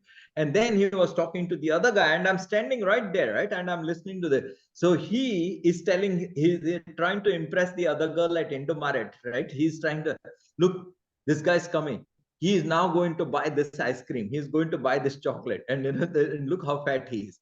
So but the damage is very limited. But on Tokopedia, the same guy, when he starts buying it and they start telling him, and this is what bothers me more and bothers every AI person in the world, is this, that this guy is, and sorry about this guy is unhealthy. This guy has addiction towards chocolate and ice cream. So let us send him offers for chocolate and ice cream. And that, my friend, is not helpful. You see, they're misusing that particular data, your addiction problems, your this thing, rather than trying to tell him that don't do this. They are putting in offers. Hey, this is 100,000 rupiah, buy 5 and you will get this for 100,000 rupiah. Now think about what they're doing to his health. But Vijay, 1 second here, it could have been a little different as well. He could have used this data and told to another vendor or service provider who are into healthy things. Who, see, this guy, for example, is buying chocolate candies and a lot of sugars and all. So this guy not only is addicted, but he is in need of some sort of program where his sugar addiction goes down. Wait, okay. So now, Tribhuvan, you bring up a very, very fantastic point. And for the first time, you are using the word ethical in the right manner. So now the question that the government asks, is it ethical? Can I actually suggest that he needs help? That's the biggest ethical question. So that is no. So no, these are the rights that Europe and everybody else is fighting. This is exactly that ethical dilemma that we are in today. That like for example, telling a smoker, he buys cigarettes, and suddenly telling the smoker that you need help is an ethical dilemma. Right? So things like that. But anyway, but that is a bigger, very, very bigger discussion to have. But again, as I said, the modeling, the use, the misuse, the utilization, what is going to happen? So that's the reason, Vijay, ethical word is like here, it's very difficult to give it a definition in this context. Why I'm saying, a person who is selling candies and all have complete right to sell their products, right? Yeah, absolutely. So, and we have been learning from the childhood that in the marketing language, target audience and this customer segmentation. Correct. Oh, this is what it is. So this is my customer segment. How to find this customer segment? This is the way to find customer segment. So Correct. being into the business of selling candies, am I doing anything unethical over here? So we can keep on debating on it. So I don't see that we can define it in a very clear cut and discrete manner that this is ethical, this is unethical. So you are using two different modes of ethics, right? One is, am I doing the ethical thing? So am I selling alcohol to an already addicted person? Am I selling cigarette to all of this? So those are questions that have been existing before AI, before systems, before data. So that's got nothing. It's still not solved. Wait.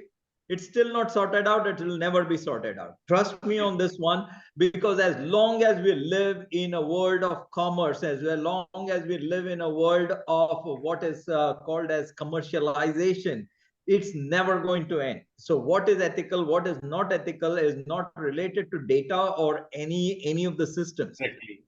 Okay, that, and the second part about it is data sharing. So now, should I take all my data that this is an alcohol addict, this is a cigarette addict, this is a chocolate addict, and send it to professionals who have opened up nutritional centers and all of that, and then they send an advertisement to you that, and it literally tells you, Tribhuvan, you are fat, you should come and meet me and come to my organization and do this health plan. Will you like that, right? And do you need help? So these are again ethical boundary questions, and again I'm using this word boundary. These are ethical boundary questions which Pariski absolutely asked, right? What do I, he's getting this unwanted emails, unwanted messages, unwanted SMS and WhatsApp. So will you be happy with that, or will you be depressed because now the world knows that you have a problem? So these are ethical boundary questions which again have been tried to be answered many times over and over and over again, but they have no answer. And as I said, let's be very clear about this. These are universal questions, and this has got nothing to do with your data, nothing to do with your AI. The only thing that is differentiated here is the quantity of data that has been accumulated at one place like Tokopedia or Alibaba or Amazon and so on and so forth, which is in the billions of people, millions of people, and that is where the problem lies. Not in an individual, at an individual scale. At an individual scale, this has been already existing forever. So now we are trying to solve all of these individual cases in the millions. Will we succeed? Will we not succeed? We don't know. Governments are trying. Governments, Europe with its law, Indonesia with its law, so on and so forth. And where will all this go? Nobody knows. But the thing is to make sure that the systems that we are building are actually helping, rather than just being profitable and making profits and so on and so forth. But again, once again, it is still a wide open system. It's a debatable argument. I'm not saying that you are wrong, I'm right, or I'm right, or you're wrong, whatever it is, right?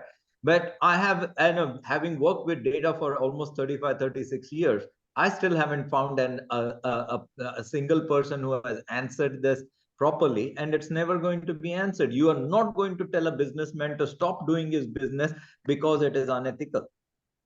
Yeah. Right? Cigarette smoking. Let me give you a very good example. Every Tom, Dick, and Harry from the age of 6 or 5 or 4 knows that cigarette smoking is bad. It is injurious to health. It causes this, it causes that, it causes this. Why haven't tobacco companies been shut down? Why are tobacco companies amongst one of the world's richest corporations in the world?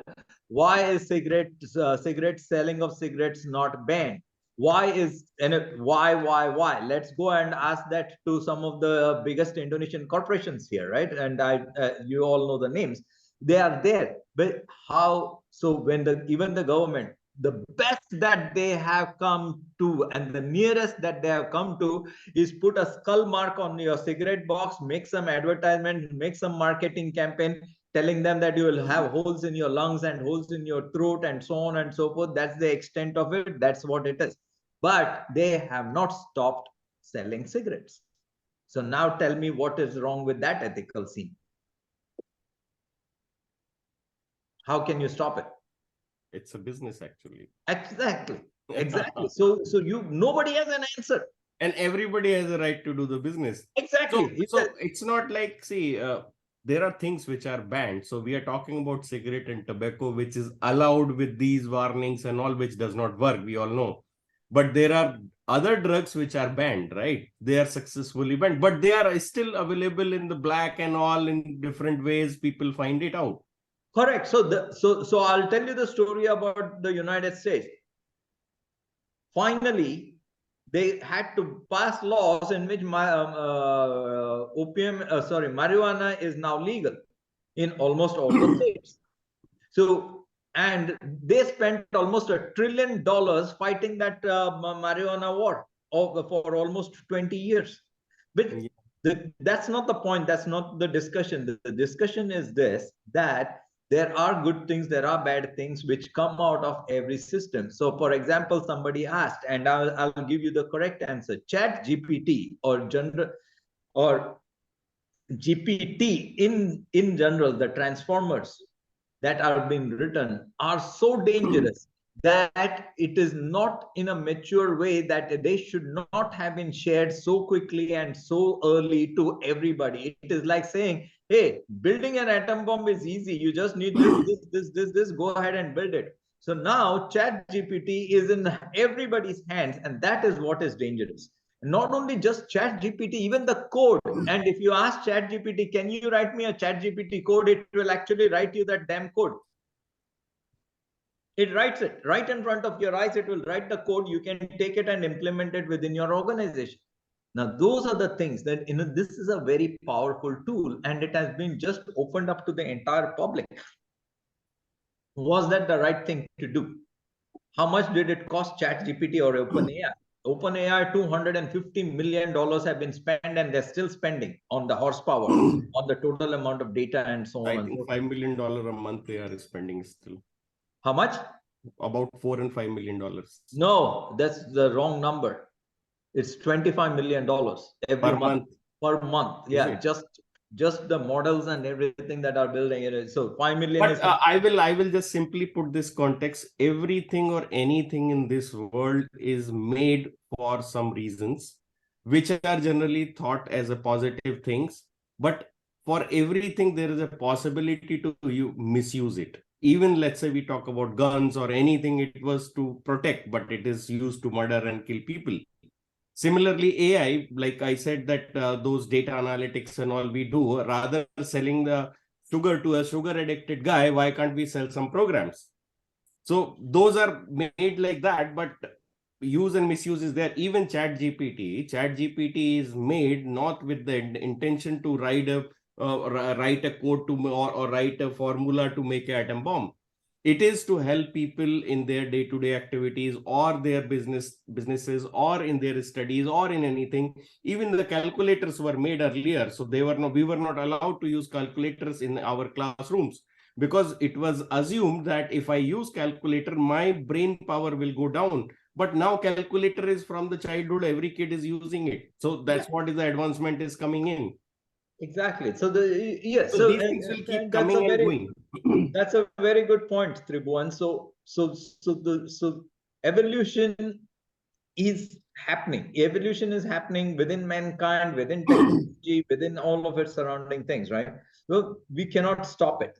We can keep on asking, and we can keep on talking, and we can just keep on listening. But the thing is, there is no such clear-cut thing as to what is right and what is wrong, and that is left to the industry. That is left to people like us who can do things within the industry and tell them, dudes, this is not the right thing that you're doing. This is the right way we are doing.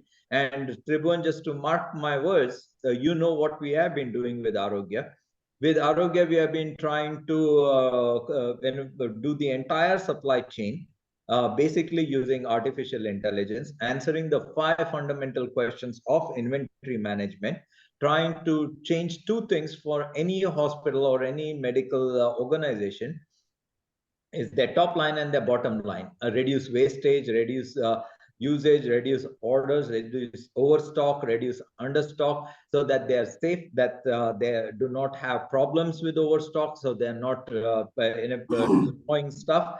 And also we are trying to help them to have programs wherein if they have already ordered overstock items, what they can do with it, and if there are other people, so on and so forth. We are trying to build a network, we are trying to build a marketplace. But so basically, you brought a very good point, Vijay, here. So that's where I relate the name of Arogya, right?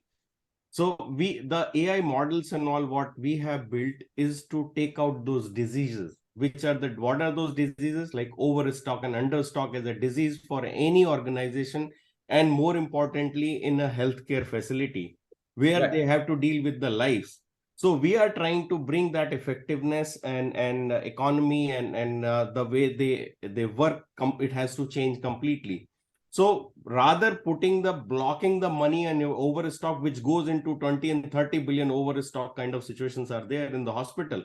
If that money we are able to help them to get it out, so that could be used to open a new facility and rather and saving those drugs to go to the expiry stage rather and release it from there and send it to an institution where it can reach to the right people can have it. People, otherwise there are understock situations in other institutions. So that's what we are trying to solve with the AI, what we have built, and this is what we call it as an Arogya. Right.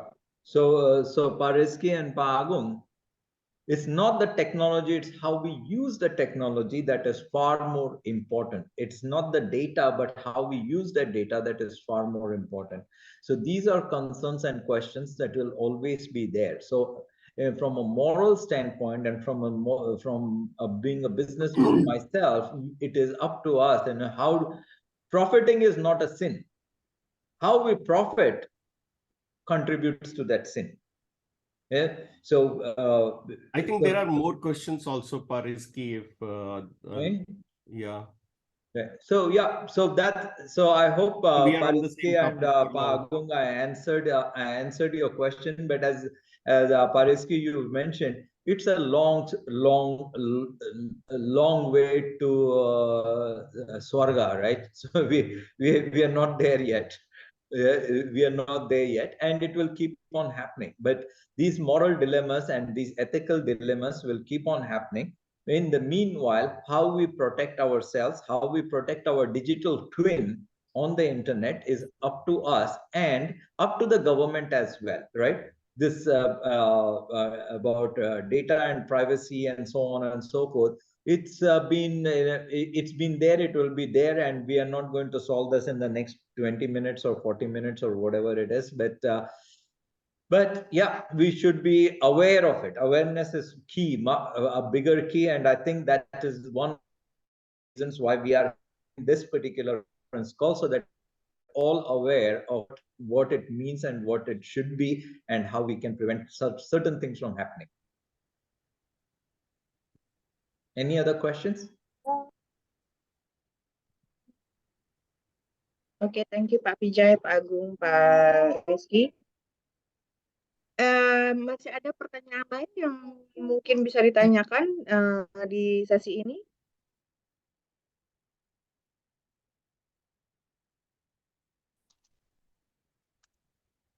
Oke, mungkin ada beberapa pertanyaan yang ada di chat ya Pak.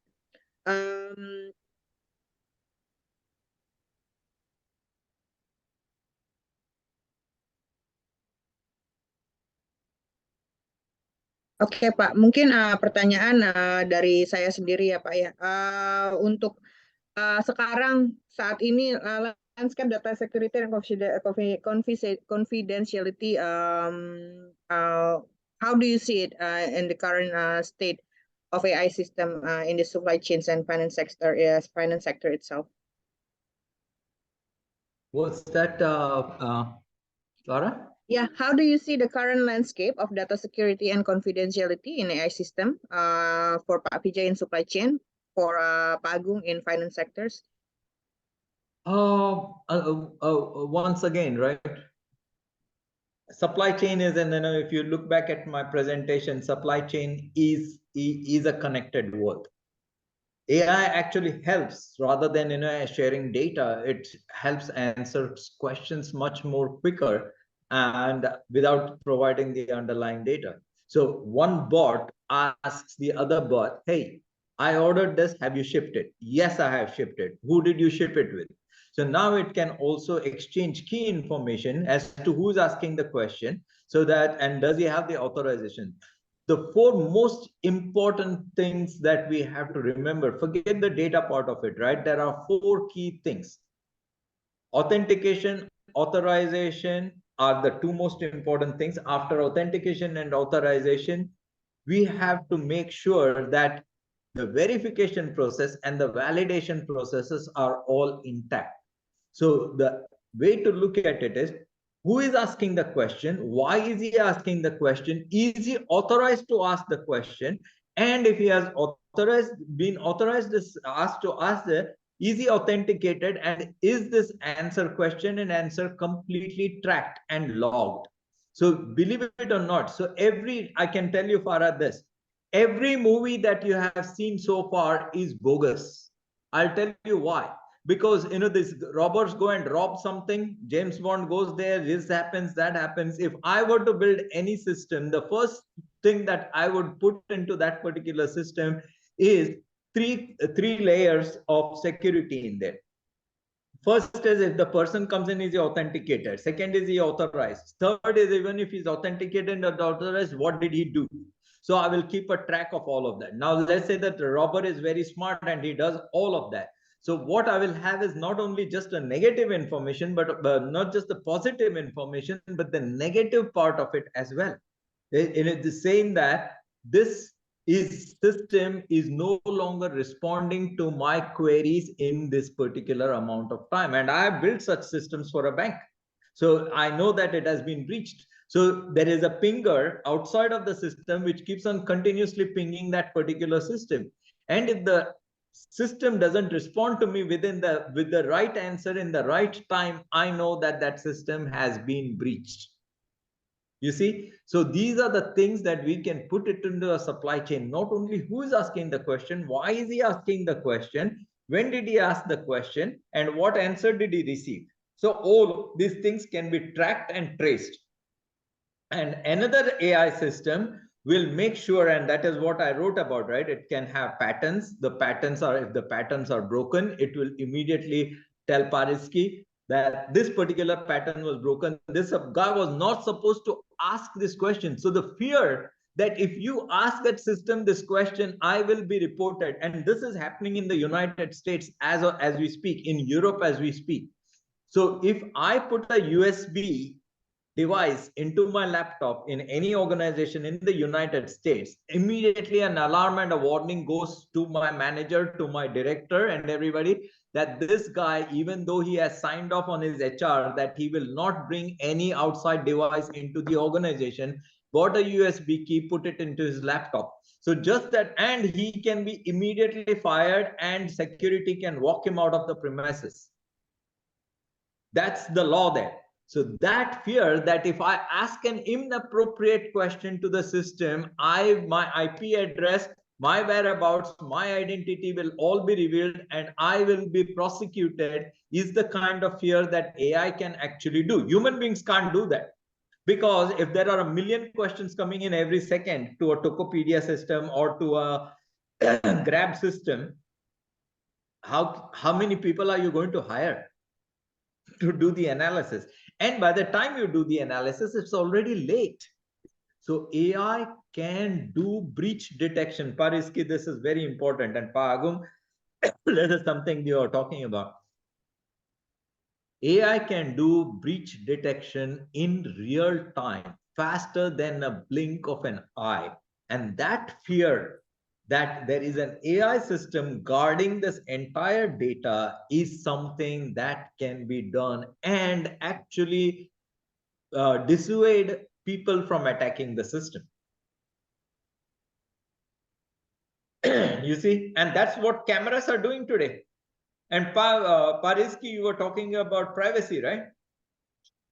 Yes, Everywhere. Show me an area in Jakarta where there is no camera. The government knows everywhere I am. Yesterday I was here, yesterday at that golf course yesterday. And an AI system can actually create my entire route, where I went, what I did, and so on and so forth. So even before somebody comes and arrests somebody, and he's asking him, that you see it in the pictures, right? Where were you last night? Believe it or not, in today's world, he already knows, the cop knows the answer where he was last night, because the AI system already told him where he went, where he went, where he went. So there is no privacy. Privacy is a myth. Everybody knows where you are. The government knows where we are right now. So only thing is that this data is in whose hand and what they are going to do. Correct. That's the exactly reliability what we have in the government, that they will not misuse our whereabouts, where we are. And it is meant not for the gentlemen, it is made to track real criminals or something like that, or in the need of any emergencies. And Tribhuvan, that's why I was asking. Asking who was the person. She was recording, so that's why I was asking, are you recording it? Should I leave? So now what you just said opens up another big can of worms. That is, you are now you clearly stated that you're confident that the government will not misuse your data. Can we talk about that later on, when the cameras and when the recording is not on? No. Now see that during these 2 hours, we created so much of data, this video call and everything, and which is getting stored as well. Now, who will be holding it and what this person is going to do with this presentation, right? You can take some clips of these presentation where it is little doubtful whatever person is saying and put it on social media, for example. Then it can go viral. Also, how can he say like that and that? Rather putting the entire context, where it started, how it ended. So that is what is called as misuse. We are creating the data, we are using it. No, how you are using it is the thing. Again, Tribhuvan, now you're contradicting your own statement. To you, that is misuse. To the person who's actually saying all of these things, he's saying, no, I have the right to say that I'm not misusing your data. So again, it becomes an ethical dilemma, because that person thinks he is doing the right thing, that he is arguing about the right stuff, that he is right in his own context. But you think that is misuse because you never said that because of this, right? But he has a right to do that. So all of these things are very, very, very vague. We are humans. We are not AI engines. For us, living in a vague world wherein it's open to interpretation, open to context, open to clarification, and all of that, and emotions as well. Why did he say that? I said this in such a nice way, but he took it in that way. We've been all through that, right? So yeah, so let's leave that apart. But the most important thing that you mentioned, Tribhuvan, is that who has the data, how is it being used, is a far more bigger concern than privacy protection and so on and so forth. So, so now you see that Zoom provides this option to record it, right? But it is not telling that for what purpose and what are the purposes it will be used, and there may be an agreement and all. If you go in detail, you find, and you will still not know that. Then how will you control that this recording will not be used in a way where it should not be, right? You don't have a control. Like Vijay, you said in the starting, the moment your data leaves your premises, then it is out of control. Anything can happen with it.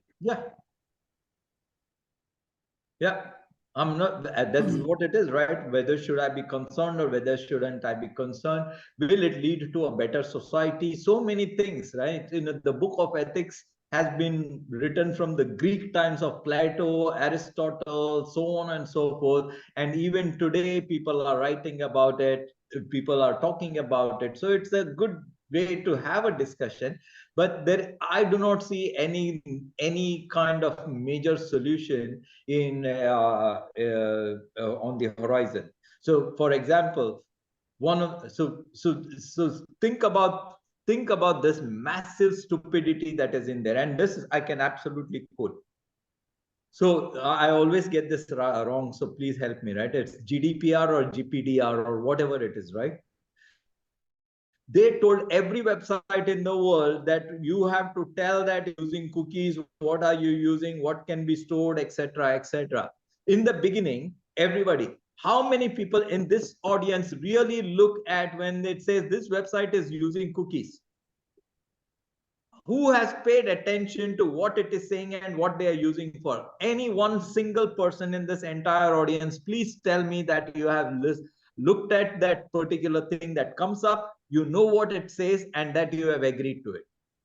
I have not looked up on some, and where I have not, I stopped using that website. I didn't even go ahead. If I don't want to read and I feel that this may not be right, you are right that I have not read it, but I have not gone ahead with those websites where I don't. But with some websites, no, but that is a ahead. regulation. Every website has to tell that, whether it's Microsoft, Google, anything, correct. Facebook.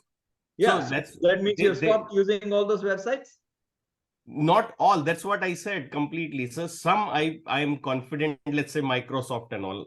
I made up my assumption that they will not use my data in inappropriate manner. They are well reputed organization. Right. But where I feel or see something new and they are asking for these cookies and all, I'll not stop. And where it is not interfering in my work and it is like stopping me to do something, why should I visit this website? Right. So Tribhuvan, you bring up a very good point, and Pa Agung and Pa Rizky, I think this should be the topic for our next discussion. How to build trust. So what Tribhuvan just said is he trusts Microsoft, he trusts Google, he trusts Facebook. So how to build trust using AI in any organization? How to build trust? It's not about not using AI or using AI, but how can we make sure that companies are trusted even if they use AI? Building trust is a very big thing. So rather than having all of these things, how do we build trust in any organization? Like in supply chain, how to build trust in IKAPRAMA, in how to build trust that people can trust us. People can trust Indonesia, people can trust companies within Indonesia, and here all around. How to build that? That's much more important than anything else. How do we assure them that we are using AI to bring economy, efficiency, and effectiveness rather than trying to increase profits, build on other people's weaknesses, so on and so forth. That's I think should be a very good topic for our next session.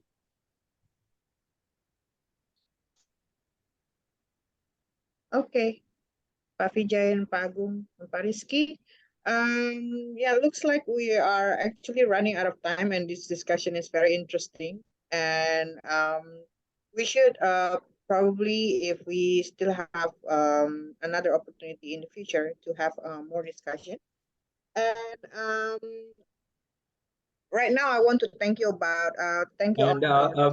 Ibu Farah, just before we leave, right? So for all of this audience, I'm actually writing a book. It should be out within a month or so, based on all of these things that we are discussing here. It's a very small book, very short and very direct, with no hanky panky or not going here and there. So yeah, I will send more information about this book as soon as it is released or as it is published.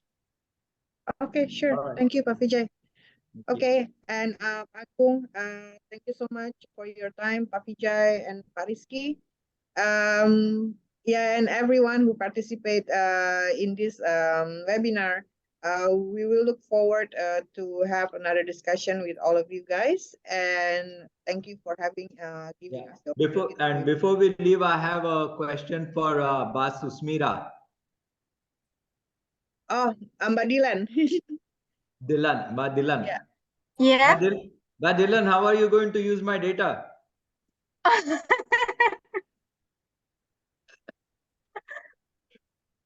I don't know.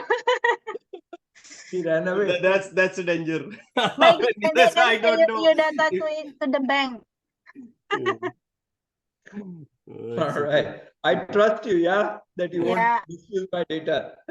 Yeah. Your data is safe with me. Okay. Thank Thank you you, all. Pak Thank Vijay. you, everybody, for Thank you making very much, you. Pak Thank Vijay. you. Thank you. Thank you so much. Thank you, Ibu Ida and Ibu Pak Pak Tribuan. Agung. Thank you, Pak Rizky. everybody. Thank you and have a Thank good Pak Agung day. you. mute. Terima kasih Bu Ida sudah hadir Bu. Sama-sama. Thank you very much for all the great presentation and hope to have the next presentation from you guys. Thank you. Thank you very much. Thank you Bu Ida. Bye.